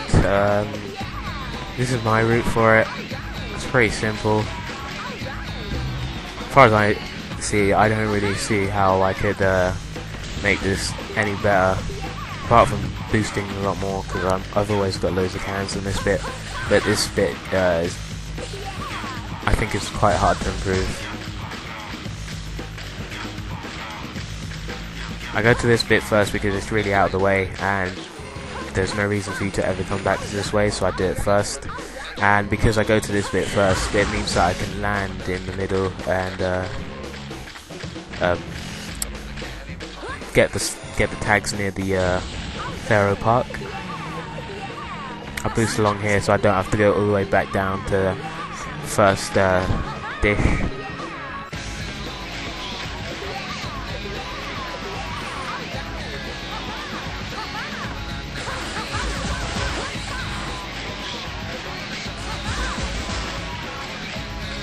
Then I pick up loads of cans because I need them down below.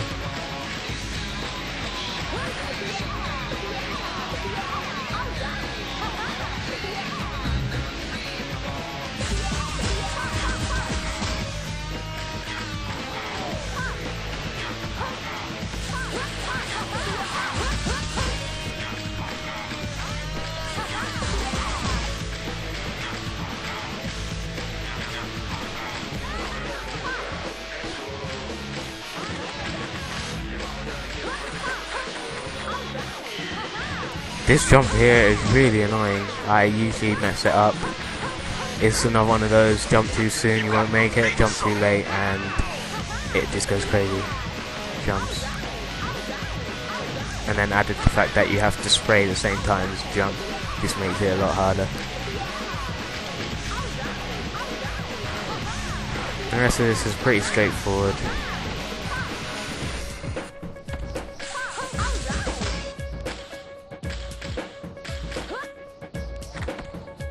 Right here, I've got a lot of cans and I'm not boosting. I don't know if it's because I'm unfamiliar with what I'm going to be doing next, or I'm just being silly. I don't really remember. This is actually recorded quite a while ago, like a week or so ago, so I'm not 100% sure what I was going through in my mind at each point. I do remember at one point I'm thinking, right, I've got way too many cans, I think I'm gonna just boost randomly, and then I boost randomly.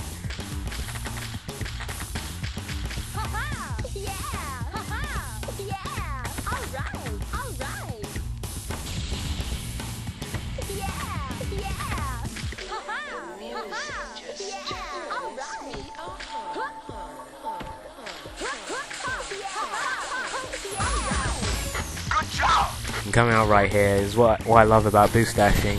If you time the jumps just right, because if you when you jump you do lose a certain amount of speed, but if you start the jump in the middle of the air, you're going fast enough that the extra speed from the boost dash gives you another trick jump. If that made any sense, I said it really badly, sorry. Just getting more cans and then on the way to the last spray. When I get to the last spray, I have to walk all the way back to the start, but the fastest way to do that is just to kill yourself over and over again, and then it warps you closer and closer to the point.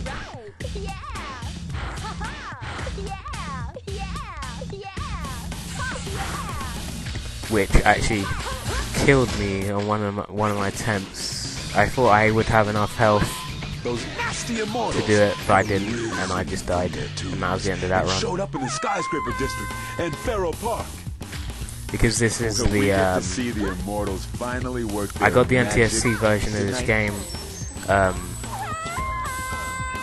like a few days before recording this.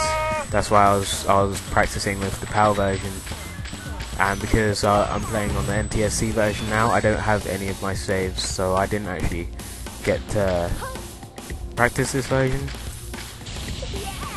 If that makes any sense. I say it's worth practicing because it lags in different areas. Like, it doesn't lag anywhere near as much as it does in the PAL version. Because I was playing the PAL version so much, I got used to all the areas that it lagged in, and I compensated for that lag, and then I tried to do it in the NTSC version, and it ends up just wasting time.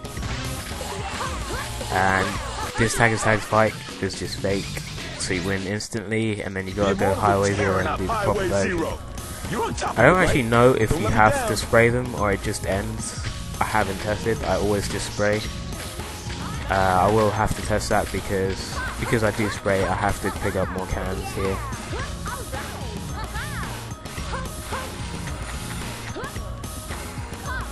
That was quite stylish.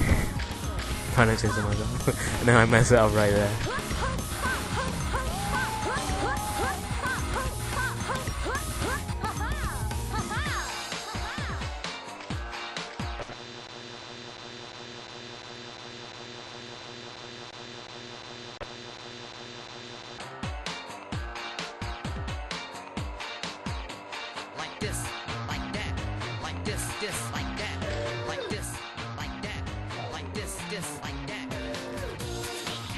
And then we get to Highway 0, and this is where we do the first, the proper Immortals fight. It's actually the last time that you do tag tag with them. There is one more point in the game where you do tag tag with them in 99th Street, but I do skip it, and I'll show you how later on. I think this fight goes pretty well.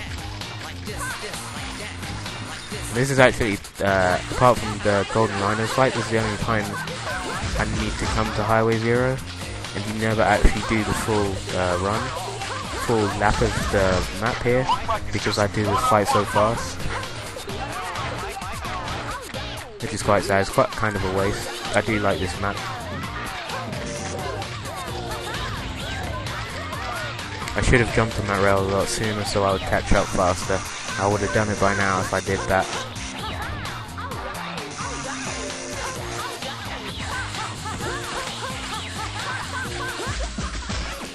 And yeah, that's the end of this chapter, and then we get on to the really boring part.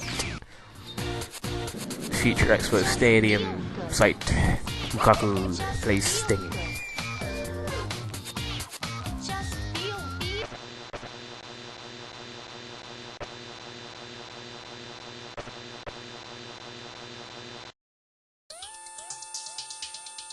The radio show that your parents, the PTA, and the FBI don't want you to hear. Jet Set Radio!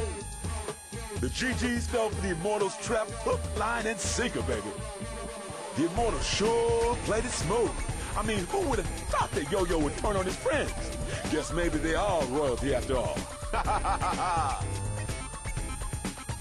The GGs have been hauled off to the future site of the Rukaku Expo Stadium, located just off 99th Street. The members of the noise tanks have just jacked into the power supply of the stadium, which is being built for the Rukaku Expo. I got a bad feeling that something wicked's about to go down. Let's go! And so now we prepare ourselves for the most boring part of the game. Here you can tell that I just spam A-click whenever I'm waiting, whenever there's a cutscene or whatever, I just autopilot spam A-click, and that's why you see me usually start at the end of the cutscene just jumping, because that's what happens. And basically what happens here is the training with Jazz. Once you throw the ball at her, that's all you have to do. and then you just have to wait 2 minutes 30, I think, 2 minutes 30, 2 minutes 20, around that.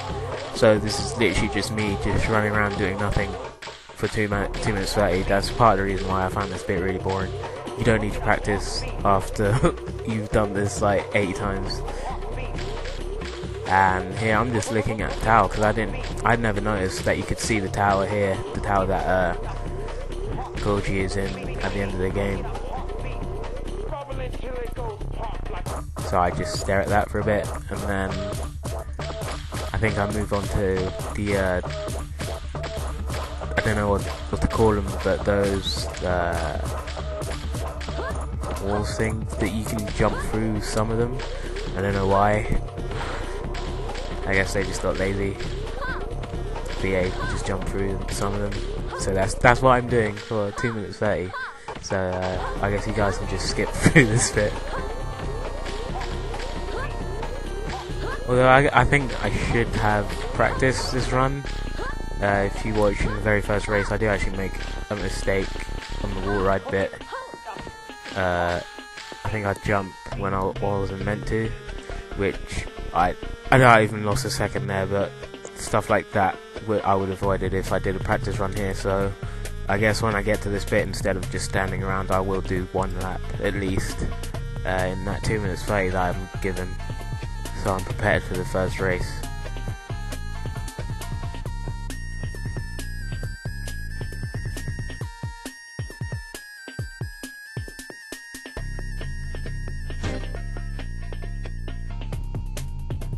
So at this point, I think what was going through my mind was the way that I know that you have to just wait 2 minutes 30 was that I did this like 10 times with a timer on, and I just stood around doing I did different things each time, and then last time I just stood still for about 2 minutes 30. And this, I guess when I was doing the speed run, it felt like a lot longer than 2 minutes 30, so I was like, maybe I have to do a lap. So I was getting a bit scared, so I started to do a lap, and then it ended, thankfully. Hold your seats, kiddies. But now we start the race. Everybody's favorite extreme sport, the game where everyone risks I did actually really like this part when I first went through this game. It was really fun. It's like, as I said before, the only reason I find it boring is because I know how to do like a pretty much perfect run of it. I don't need to do it 3 times each time, and I don't need to practice 2 minutes, 30 minutes. That's the only reason I don't really like this bit. The GGs.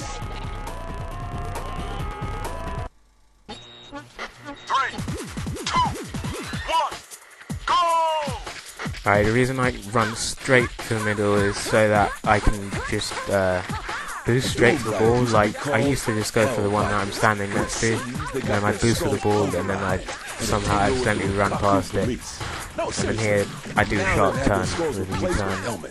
And that's the mistake that I made. I wasn't meant to jump off the billboard, I guess they are. Basically, the second fastest thing in the game, apart from grinding, is wall riding. It automatically takes you to max speed, so you want to wall ride as much as possible when you're there.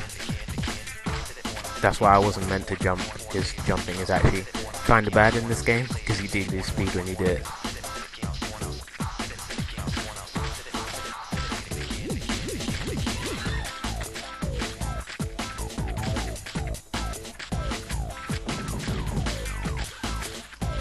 I don't take the U-turn rails that are up in parts of this stage because I think it's faster to just not do it. Like, the extra speed that I get from grinding there isn't faster than the fact that I could just take a really sharp turn. And also that rail before, I didn't jump off it because, as I said before, jumping off rails you lose speed. So sometimes I just prefer to just come straight off the rail, and because when you do that you're still at max speed, but you just decelerate to your normal run speed.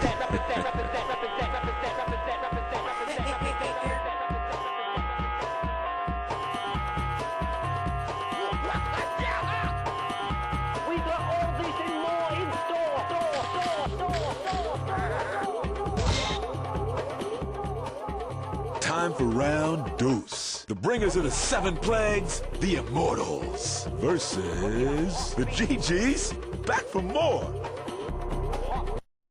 3, 2, 1. Also, this is probably my second favourite song in the game to Sweet Soul Brother. But I do prefer the Ollie King version of this song. If you don't know what Ollie King is done by the same developers as this. It's a skateboarding game, and it uses a lot of the same songs that are in this game, but remixed. If you don't know it, I'd check it out on YouTube. It only came out in the arcades as far as I know, and it didn't do that well, but the music in it is really good, so I'd check that out. I'll probably leave a link to it in the description, something like that.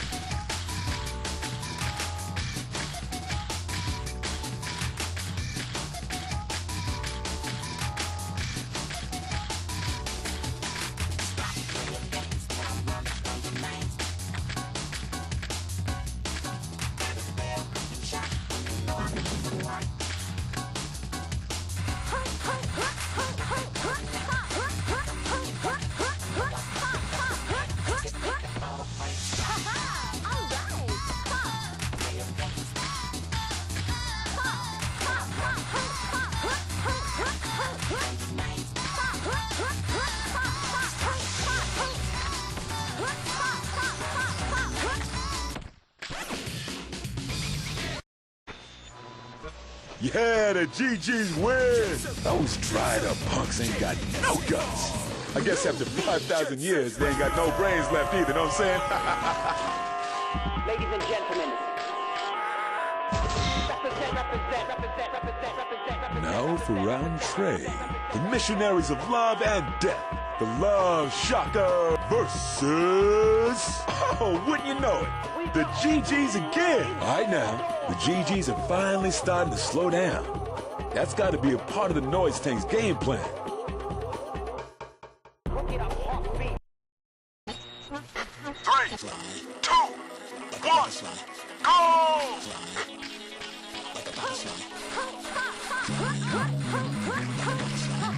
Preaching a message of love and death. It's that lovable team of psychos, the Love Shockers. Who's gonna bear the brunt of their message today?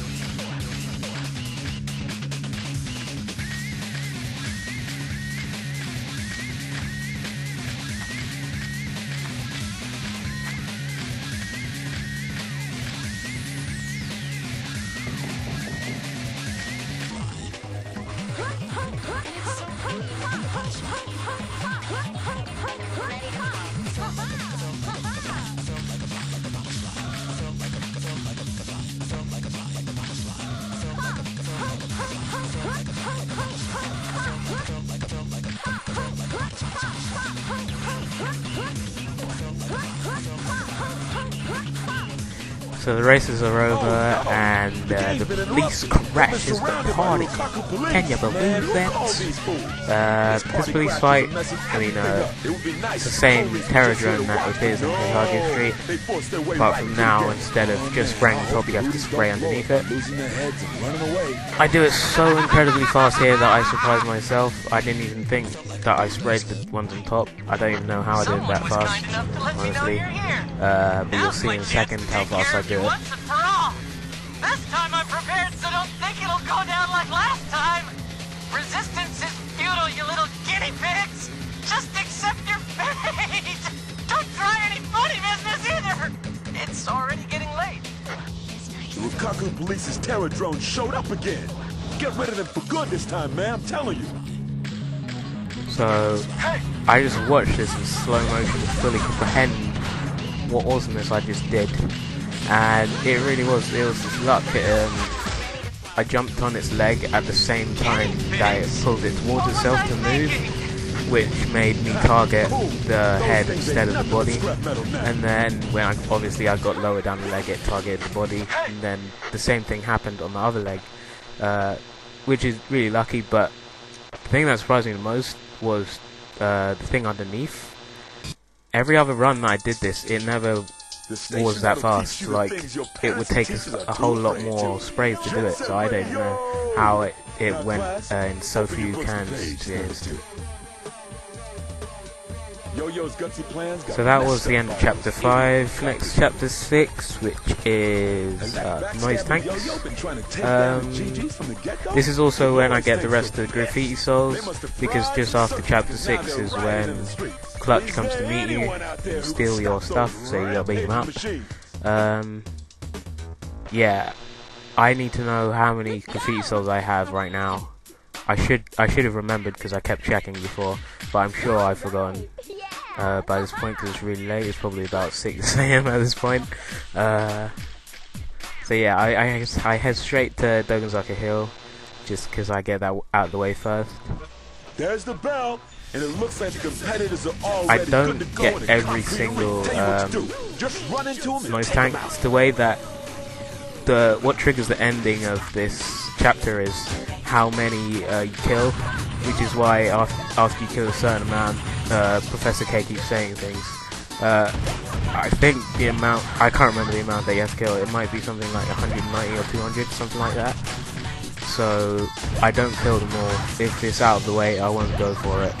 If I spend too much time in one section, then I'll just leave it, stuff like that. So what I'm doing here is I'm just trying to take out as many easy ones as possible on the way to get each graffiti soul at this point. And this is why I unlocked all the graffiti souls before, because if what I could have done would be just collect the tape but don't bother unlocking the graffiti souls, and then if I did need them I come back and unlock them here. But what happens in this chapter is you can't do any of the graffiti challenges that are available. I don't know why. In this chapter you will see me collect a lot of health pots because I'm playing as gun. Health sprays actually. I'm playing as gun, so I don't have much health and I will take a lot of damage. Remember that I'm thinking I need to get that one, but I can't get it. So yeah, I must know how many I've got at the moment. I don't get those guys down there. No, yeah, I leave those ones because they're really out of the way. You got a graffiti soul.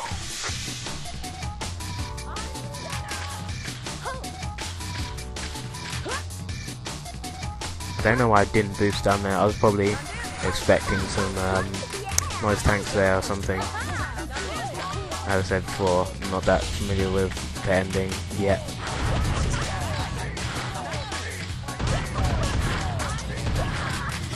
All I know is I need to take out a certain each group. Basically the way I did it, instead of just counting how many noise tanks I've killed, I look at each group that I need to kill before I go on to the next section, and I just make sure I take out all the ones in that group and then I move on. You got a graffiti soul.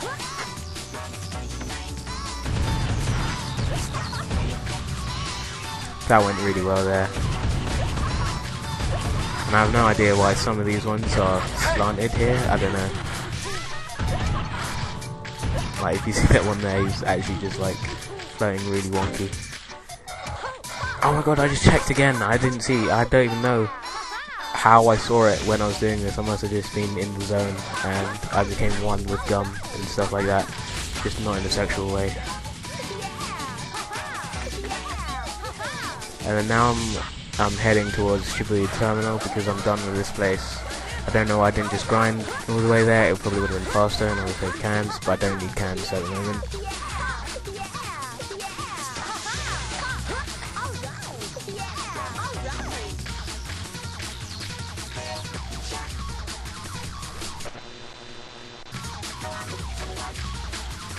Shibuya doesn't go as smoothly as Dogenzaka usually. In fact, I think I mess up really badly here, if I remember correctly.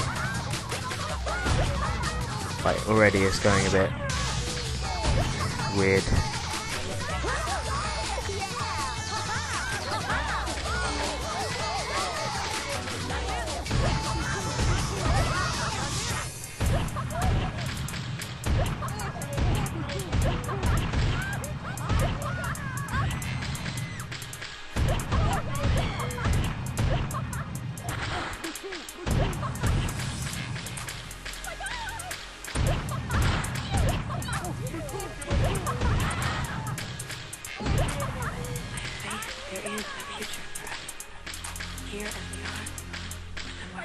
think at this point, I'm thinking to myself, right, I don't have enough graffiti souls right now. I'm gonna have to get that one that I missed earlier.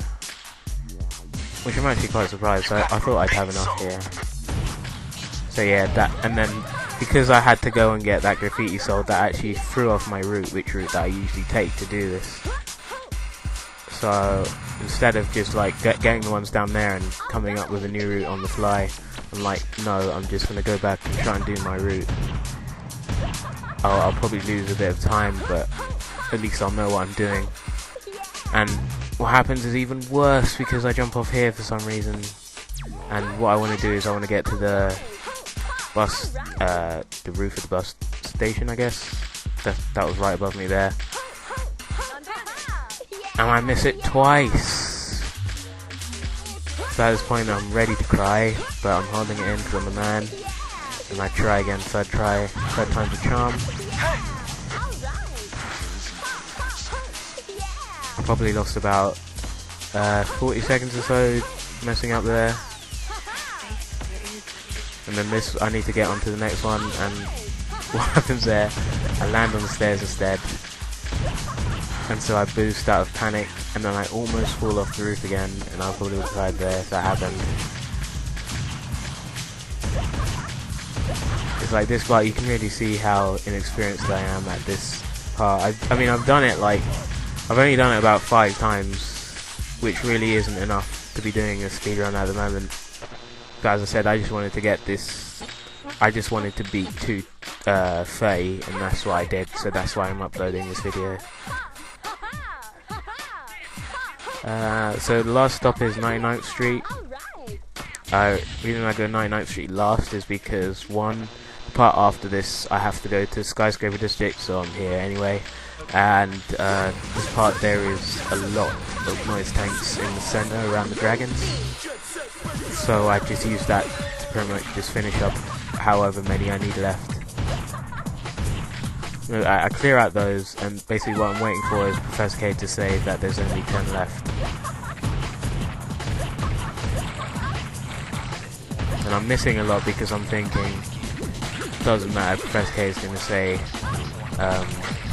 10 more to go soon. And I don't even, what did I just lock onto? What is there to lock onto at this point?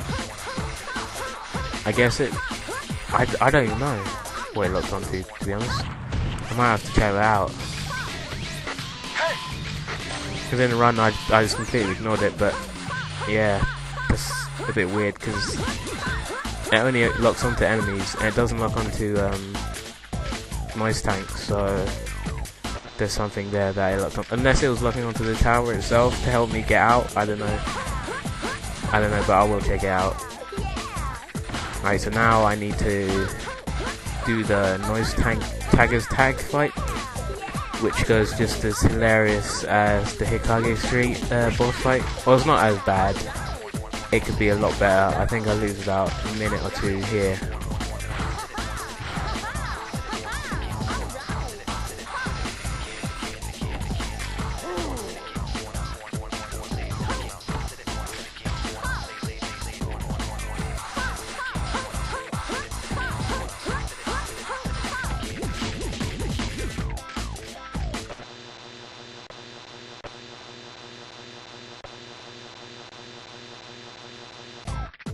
The roars of the ancient dragons still echo throughout the playgrounds of the heavens. Sky Dinosaurian Square. Now, according to Poison Jam's info, Yo-Yo is biding his time up there. Go find him.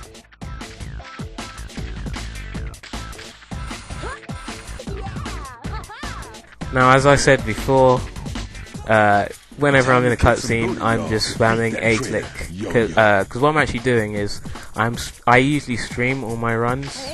Like 90% of my runs I'm streaming, just to talk to people while I'm doing it, so I don't go insane. And so what I'm doing, I'm just spamming A, just in case I get to a point where I need to actually press A. And then I'm looking at my chat and talking to people. And what happened here was, I pressed A to start the fight, and I wasn't even looking at the screen. So it just goes horribly wrong. I missed the rail, so I'm just catching up to him. So now I'm meant to take him out before he even reaches the rail. Worst case, I take him off just as he gets on the rail. And now look, this is what happens when you don't reach him. And then this part, catching up to him is not the problem, it's getting the cans, because that one there, he's constantly spraying for some reason. The one in front doesn't spray, but he does. So that means he's picking up cans. And I should switch to the other side at this point, but I'm not thinking of it. I'm just thinking, oh crap, I just messed up really badly. And I just messed up really badly again. I knocked him off. I wasn't meant to. So I'm like, well, just trying to salvage this, get all my cans, and I hunt this guy down. I was thinking that I could just jump that and then I'd end up in front of him. I don't know why I didn't. I guess I was afraid of like going too fast maybe, or knocking him off again, something like that. I don't know.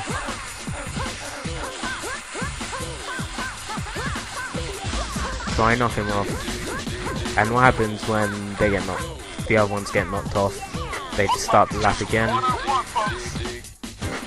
And then they go back to that building where I jumped off, and then they wait there.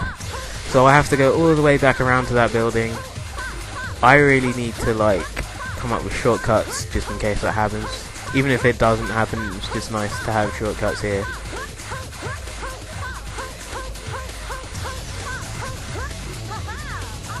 I mean, I'm trying to like skip everything that I can possibly. That's just because I'm like, oh shit, oh shit, oh shit, oh shit, what am I going to do? So I reached the building again, and I don't know, at the moment it's really not that bad. I mean, it could have gone a lot better, but what happens there is just a billion times worse. Because where I am, he couldn't land on the rail and I knocked him off, but because I know that when he does get knocked off, he's just going to respawn and then start the lap again, so I jump off as well myself. And then I notice that the cans are spawning back again, so I do boost there. I always try and make sure that I have cans at the end of chapter, even though I don't really remember why I'll be needing cans. Which is really bad, but I'll get better at it as I go on. So that's the end of chapter 6. Next chapter should be Residential Zone? Yeah, chapter 7, Residential Zone.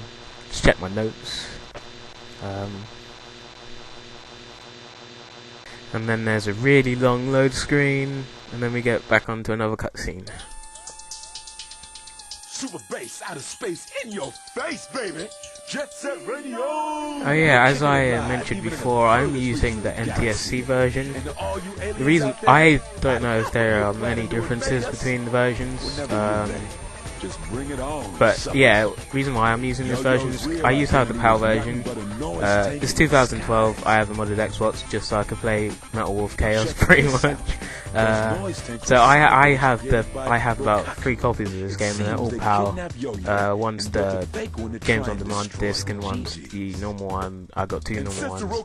And my copies of the game, they all, not only do they lag a lot, but they skip in certain places. Like you'll notice that it, like one of my discs, every time Professor K comes to speak when you're doing the long combo, it lags for like a second to load what he's going to say. So I was like, okay, I got the NTSC version. I was looking for Japanese version to see if that was any better, but I couldn't find one that was cheap, so I got NTSC version, and that's why I'm playing that one. And the only difference I noticed that it lags a lot less. It still lags, but it's nowhere near as annoying as the PAL version that I have. Where in the world could the real Yo-Yo be? Defeat the golden rhino goons and find Yo-Yo!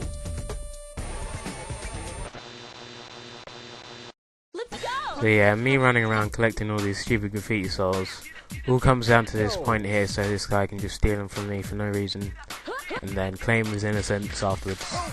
But yeah, what you're meant to do at this point is you're meant to go looking for him, and he constantly changes where he is.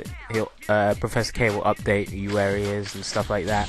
Eventually you go to like you go to, what's it called, 99th Street. If you go to 99th Street anyway, you'll fight Immortals there, and then he'll eventually end up in Skyscraper District, stuff like that. That's a really long way, but someone found out this little glitch here, and that's why I saved it earlier on, so I can do it.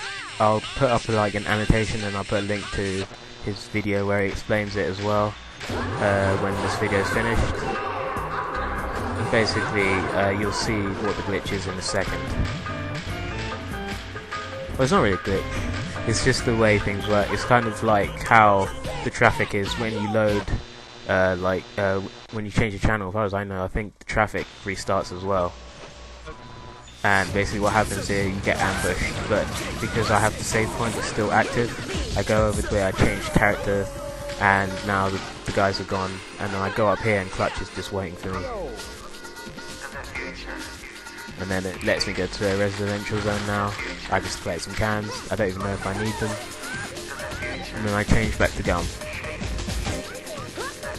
And then the police come back because the trigger gets triggered again. And there you go, I saved like 10 minutes right there. That's probably less, I don't know how much time I saved there. But yeah, it's a really good trick. I probably wouldn't have found it out by myself.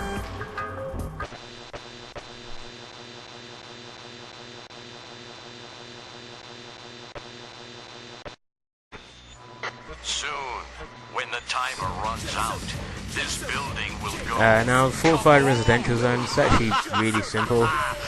I do make quite a few mistakes, and that's just purely because I haven't done it that much. I've done it like 3 times. I do it quite fast though anyway.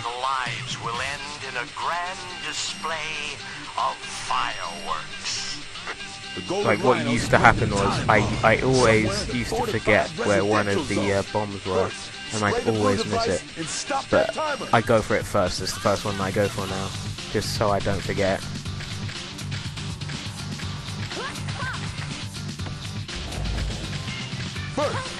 So yeah, I've got a lot of cans here. I should be boosting here, even though you don't gain speed. You can't go higher than max speed. Because I keep jumping off rails, I'm not going at max speed on the rail anyway, and I don't stay on the rail long enough to get max speed. So I should actually be boosting there. But what was going through my head was, because I'm Gum and I've got barely any health, if I don't land on rails, I'm gonna die. So I need to boost off the edge so I can keep doing tricks all the way down, which is a bit silly. So if I was to do this again, I'd just boost all the way to the top, and then, I don't know, try and land on a rail or something. Or like I could just jump on that bench and then slide off the edge and keep doing tricks on the way down. I'll be going fast enough as far as I see. I boost up there purely because I was going way too slow, and it would have taken too many tricks to get up to a good speed. So yeah, I should be boosting here a lot more. I don't know why I didn't trick there, but I landed on the rail anyway.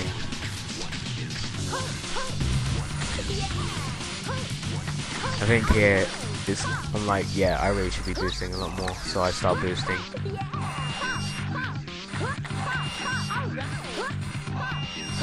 I messed up there, but it wasn't that bad.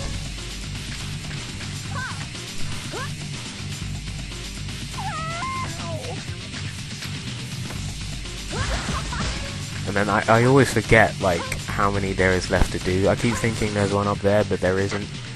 It's just there to trick you. That means that you have somehow managed to deactivate all of the blue devices. How interesting. Let's see how well you fare a second time.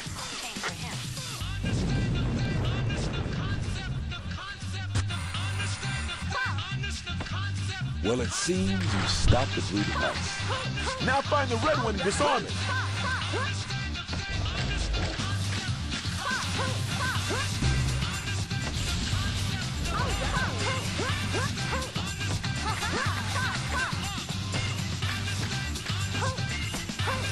So yeah, at this point, I'm like half health, and I know that I should be boosting up this. That was terrible, I didn't even reach max speed. I should have boosted there.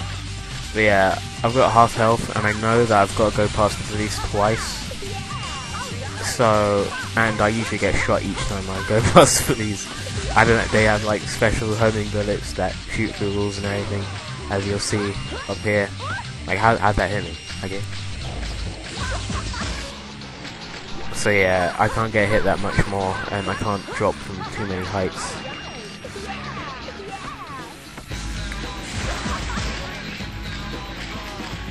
Yeah, I get that one there. I think it's better to get that one earlier on instead of leave it last or something.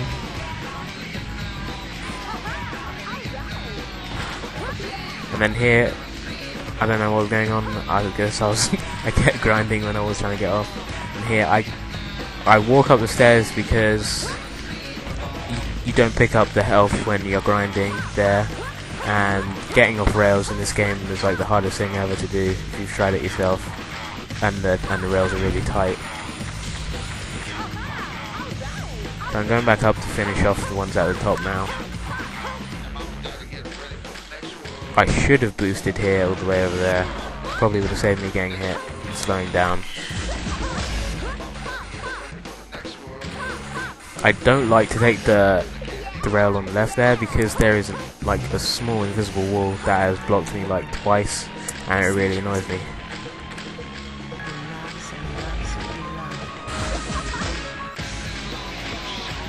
I could have boosted there as well. See, I've got way too many cans here and I don't use them for anything. And this grind here scares me so much because I really hate... If I miss this jump, then that's like a minute or so wasted. So I don't like boosting up that because I'm always constantly trying to think about how close I am to it. You stopped the time. Woo! Man, oh man. Let's over here. Now, go save Yo-Yo.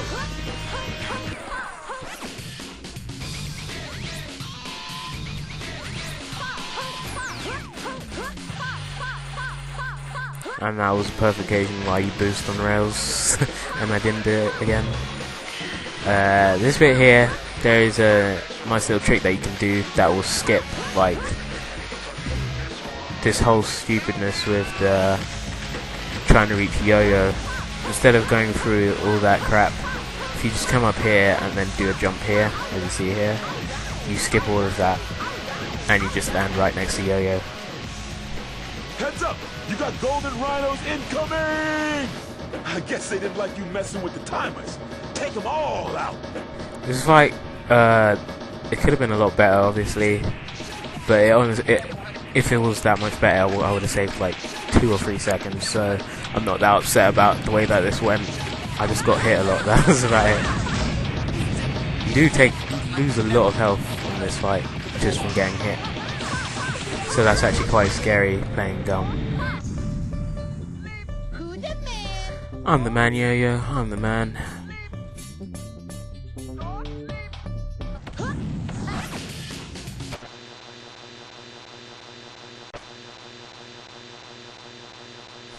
So that's the end of a very short chapter 7. Next chapter 8, which is just the Golden Rhinos fights and that really stupid train battle. It's actually really short as well. It's just the travelling, which makes this a lot longer, and of course the train fight, which is really annoying.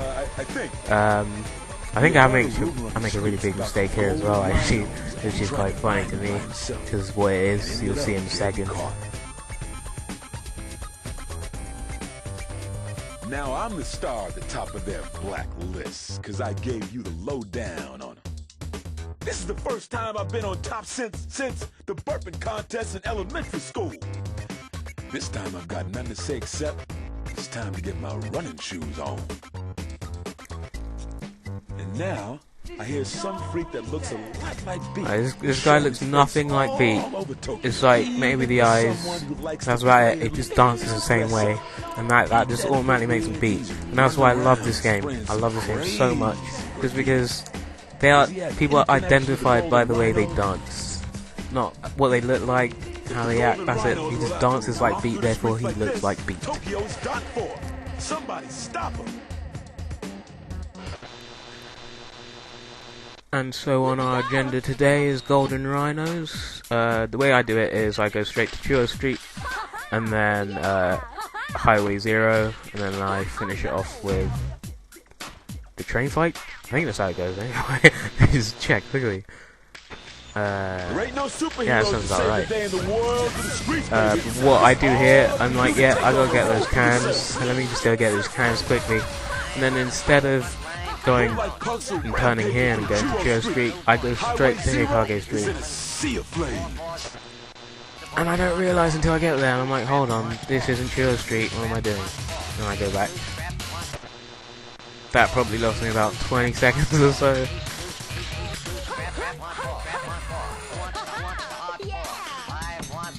And that right there was just proof of how tired I was getting by the time I was doing this run.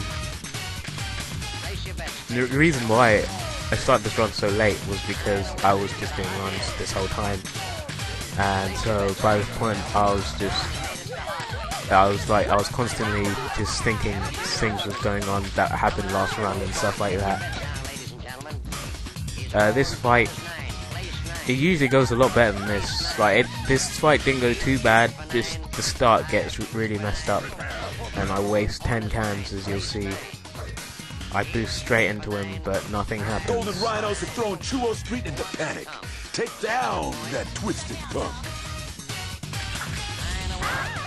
Yeah, maybe see right there.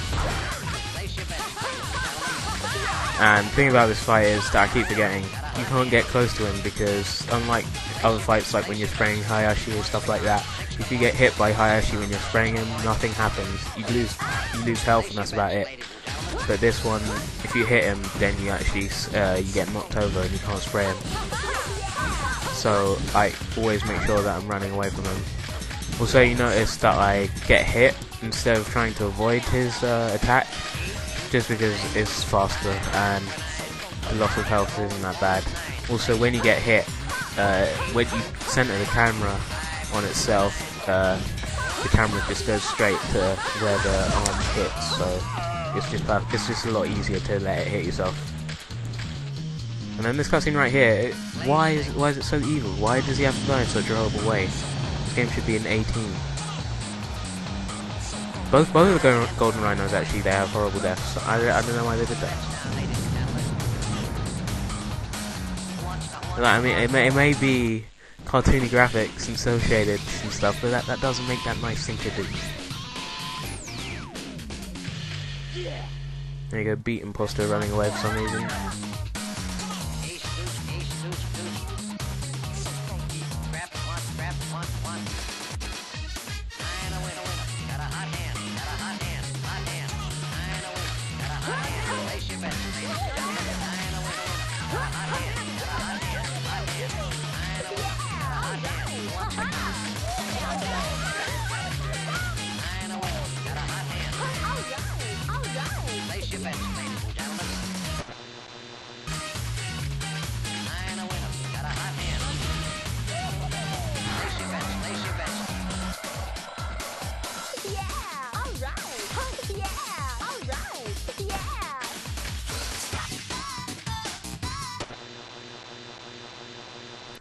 And then this part right here, where I've got to go from Shibuya entrance to 99th Street, it just goes horribly wrong.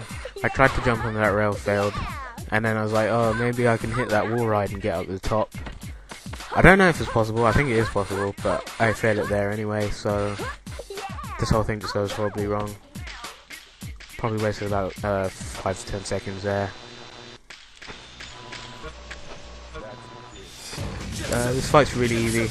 These guys are exactly like the ones at the start of the game, the ones in white coats. they pose no threat and they're really easy to kill, so there's nothing wrong with these guys. Unlike those bloody armored guys. Yeah, I've got enough cans, so I boost instead of grinding, as usual.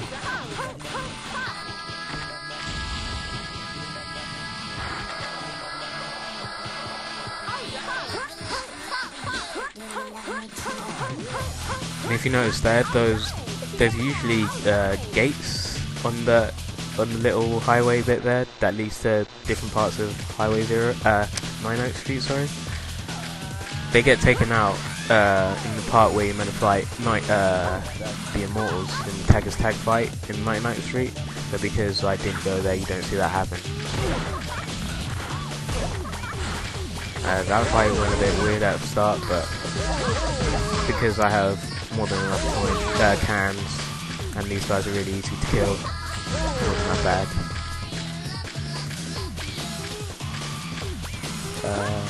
Yeah, next is Highway 0 to take out the flamethrower chip.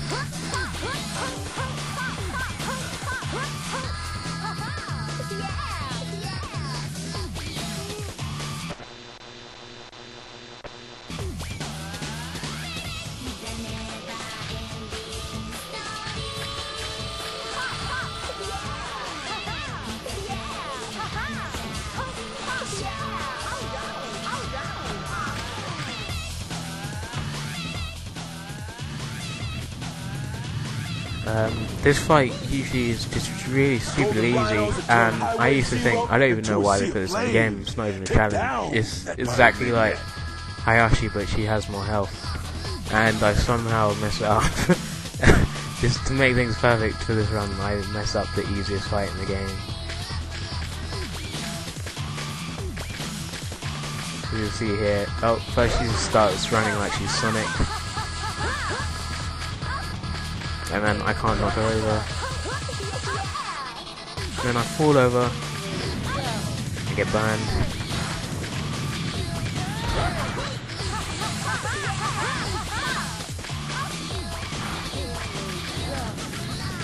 Yeah, I should have killed her like 20 minutes ago. And there we go.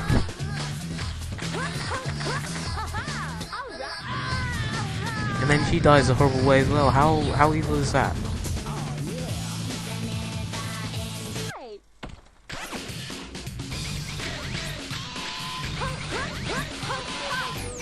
Direction to the Skyscraper district.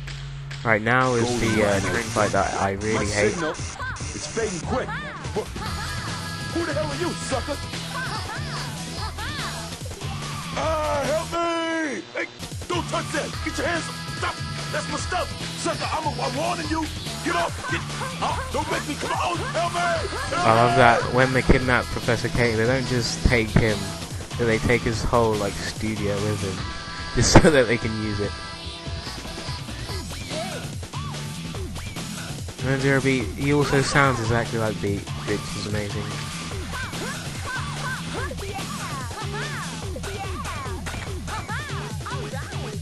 This part coming up, just like before in Chuo Street, my capture card cuts out for a second. It cuts up as I'm going up this rail right here coming up. But I managed to talk to Beat during that time, so I managed to. I hoped I was, because I was doing it.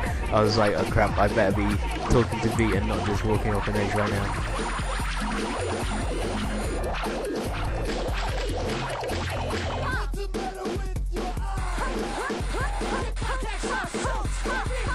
And so this fight, I don't really have a strategy for it, it's literally just I boost up to it and then spray it and then hope it dies and then collect more cans and then repeat. That's literally what I do. I really need to get a better strategy for this because I'm sure I could do it a lot faster. I didn't think I timed it. I'll take note of how long that takes me to do it right now.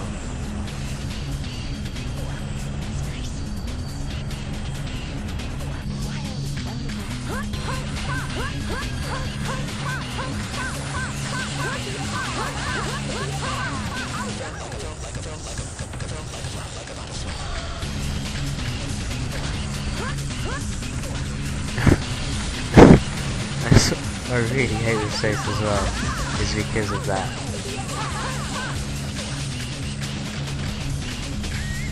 I mean, it's nice that this game helps you out a lot, with, like, it automatically puts you on rails and stuff like that, but sometimes it really just hurts you. It means there's a, because it means there's a low skill cap.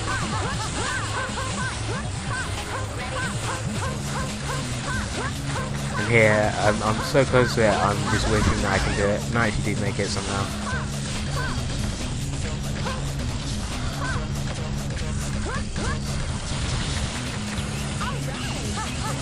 I think I jumped too early there.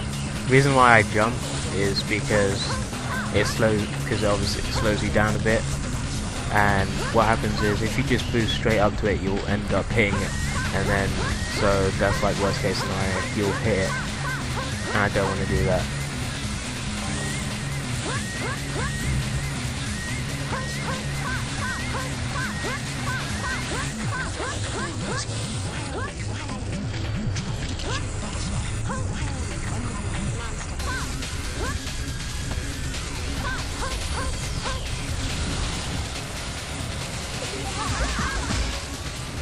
Just like there, I boosted straight into it.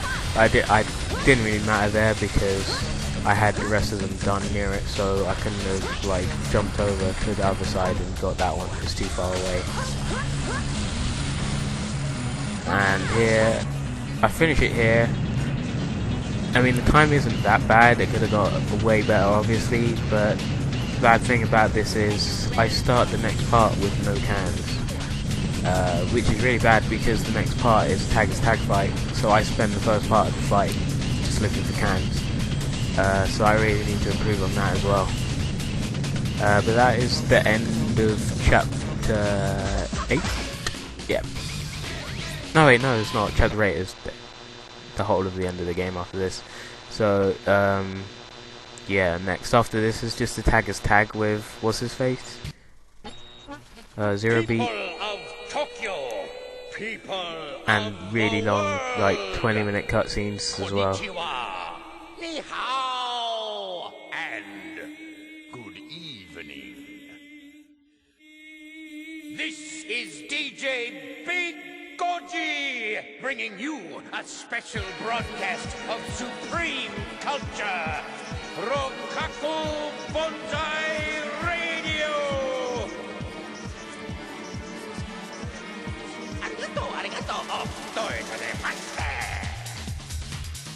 To start off the night, I would like to proudly announce that, while it was a little behind schedule, the Rokaku Expo finally begins today!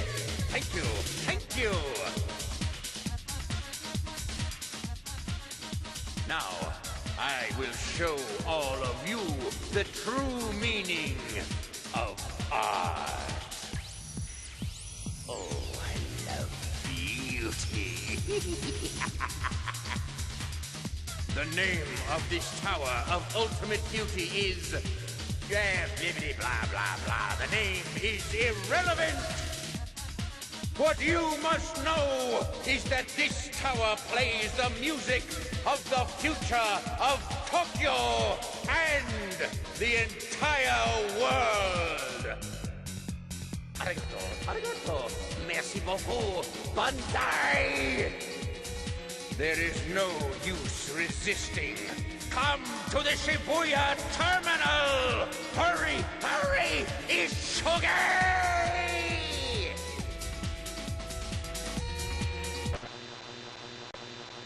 Let's go! Oh yeah! All right! Yeah! Ha ha ha! Yeah! Yeah!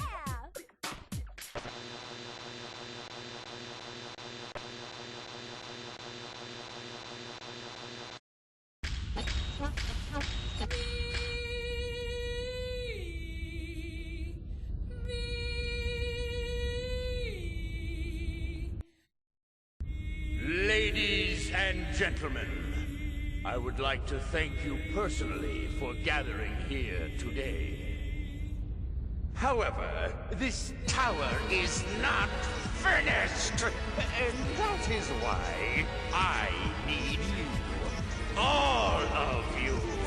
With your voices, we can complete this tower of ultimate beauty together. Now, wipe that pitiful smile off your face. Show me the demons inside you all. Oh, not the evil show, baby.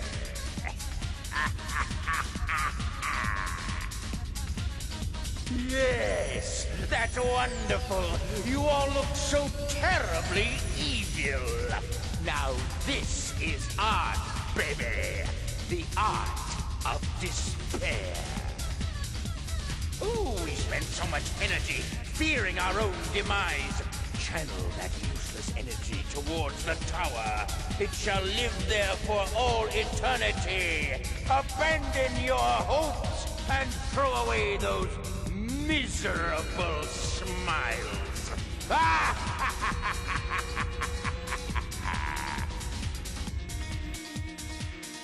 And now, here to guide you all are my beautiful children, Zero Beat. And DJ Big Gochi will provide the accompaniment. Oh, thank you. Thank you. All right, everybody. Let's Right, so the fight's about to start, and throughout this whole cutscene, what was going through my head was, I've got no cans, and I'm looking at the timer because I'm streaming, obviously, so I've got the timer up at the side as well, and I'm like, I've got about 10 minutes to do this. Oh my god, how am I going to do this without no cans? And I think I actually do it pretty well, to be honest. There's only one mistake, and it's quite hard to avoid. Well, you can avoid it, but it's really hard. Basically, if you go for the one in front, the one behind is going to boost into you, and you just have to predict it coming and then try and dodge it. I don't dodge it, as you're about to see here. I hear it coming, but I didn't think it would hit me, so for some reason I didn't think it would hit me. So now I need to catch up and get more cans.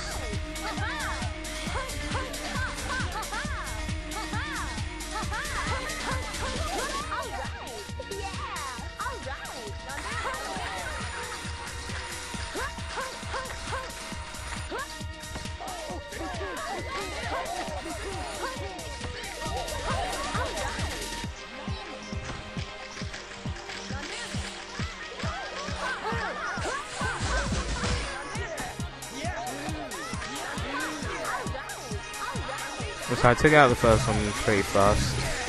But, well, wasn't actually that fast, I should take them out way sooner.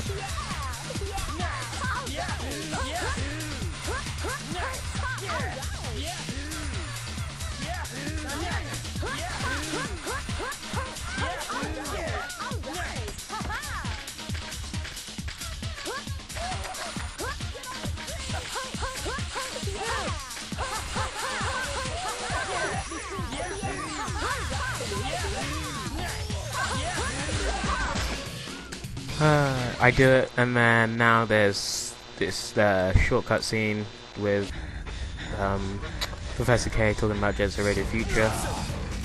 It's the last point of time in the game where you have to just wait for the next cutscene to happen. And I use this time to just get all the cans down in the need for the last boss. We kicking it live. Welcome to the new Jet Set Radio. I collect these row of blue cans so many times during this game. Jet Set Radio Future. And when I say future, I don't mean all that stuff that Nostradamus wrote. The future is one big blank slate, yo. And it's up to you to decide what goes on in it.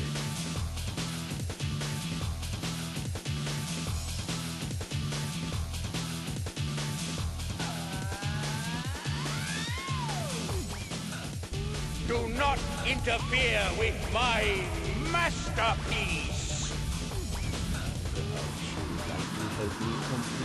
My work? Huh?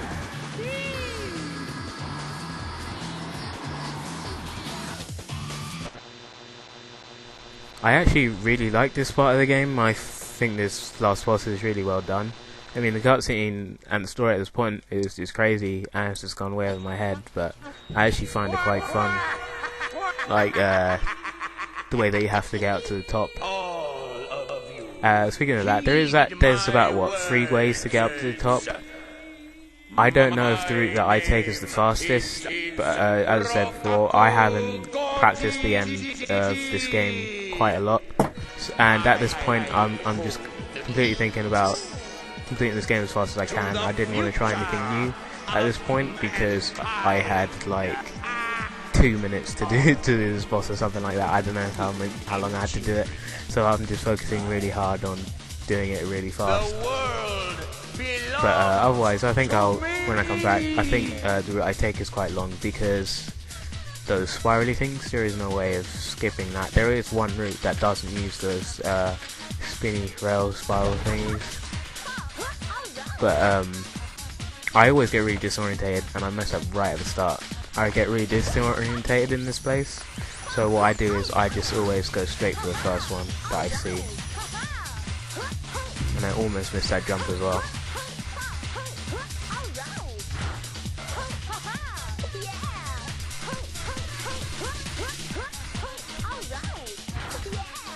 Oh my god, I just got scared for myself right there.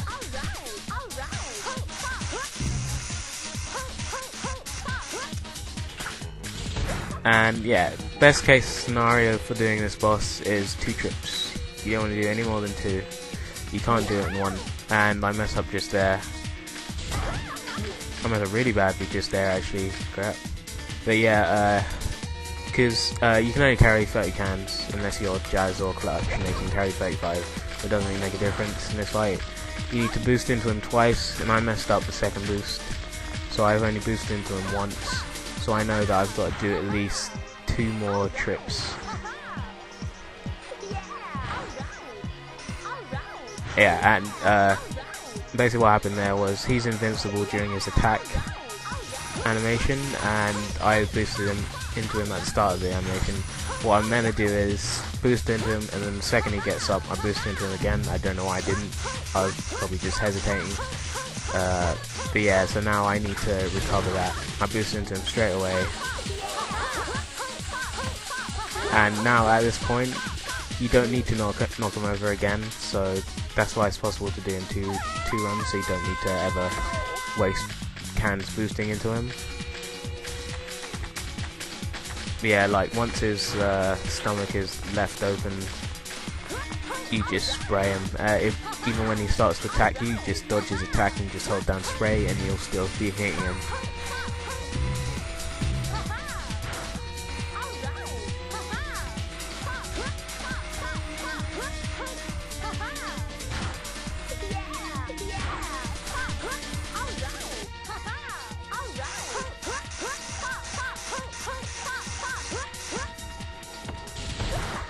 I knock him over here because I have more than enough cans, and then I didn't have to try and dodge his attacks. I could just straight boost into him.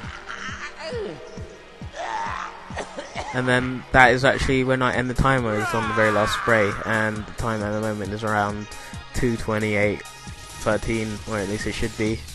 That's taking out the graffiti is bad stuff from the start of this video, so as you'll see that I do actually get around 2:28, and what you'll know, and the reason why I follow my own timings than the one that you get when you save the game, you'll see at the end. But not only does it count the fact that you're watching this cutscene at the end and you're watching the credits, it just adds random times, and I don't understand what time it adds. I mean, maybe it's adding altogether the time that I spent idling on the new game select screen. I don't know, because the time that it gives me doesn't make any sense. This recording alone is about 2 hours 35 minutes, but the time that it gives me is 2 hours 44, which I don't know how that makes sense. Scraps of paper we call money.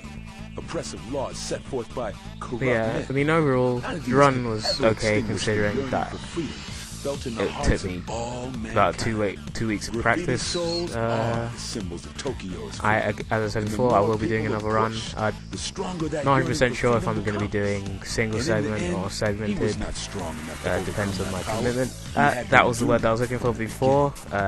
Like if I don't know, if I get bored of this game, which I doubt I will, or I just move on to something else, then I'll probably just end up doing single segmented, so I can do that a lot better than practicing single segment over and over again. Yeah, I will be, like, the time, I think 2:20 is possible, but I'll probably be aiming for about 2:25. If I can get 2:25 easily, then I'll aim for 2:20. Like, watching this back just now did let me know that I did make a crap load of mistakes. I thought it was about 3 to 4 minutes of mistakes. Watching this, there is well over 5 minutes of mistakes in this run that I can make up. So 2:25 is really doable. So 2:20 is probably going to be what I'm going to do. Thanks for watching. It's about time I revived my YouTube channel. I mean, I wasn't dead, I was just being lazy. If you did enjoy this, don't forget to rate, comment, and subscribe. I will be a lot more active on YouTube now and everywhere else, and it will be very, very much appreciated. I also stream most of my runs as well as whatever game I'm playing at the moment on Twitch, so if you would want to see any of that, you can check me out at twitch.tv/TMoGenius. You can follow me there to find out whenever I'm going live, or if you use Twitter or Facebook. I announce to both places whenever I go live. Well, Facebook anyway. I don't really have any followers on Twitter at the moment since I've never used it before, but I will start using it if people start following me there. You can find those at Twitter or Facebook.com/TMoGenius. Sorry again if my commentary wasn't that great, but I should hopefully get better. If you have any tips to that, or the game itself actually, if you know much more about the game than I do, then leave it in the comment below or just message me. I'll be thankful for the help that I can get.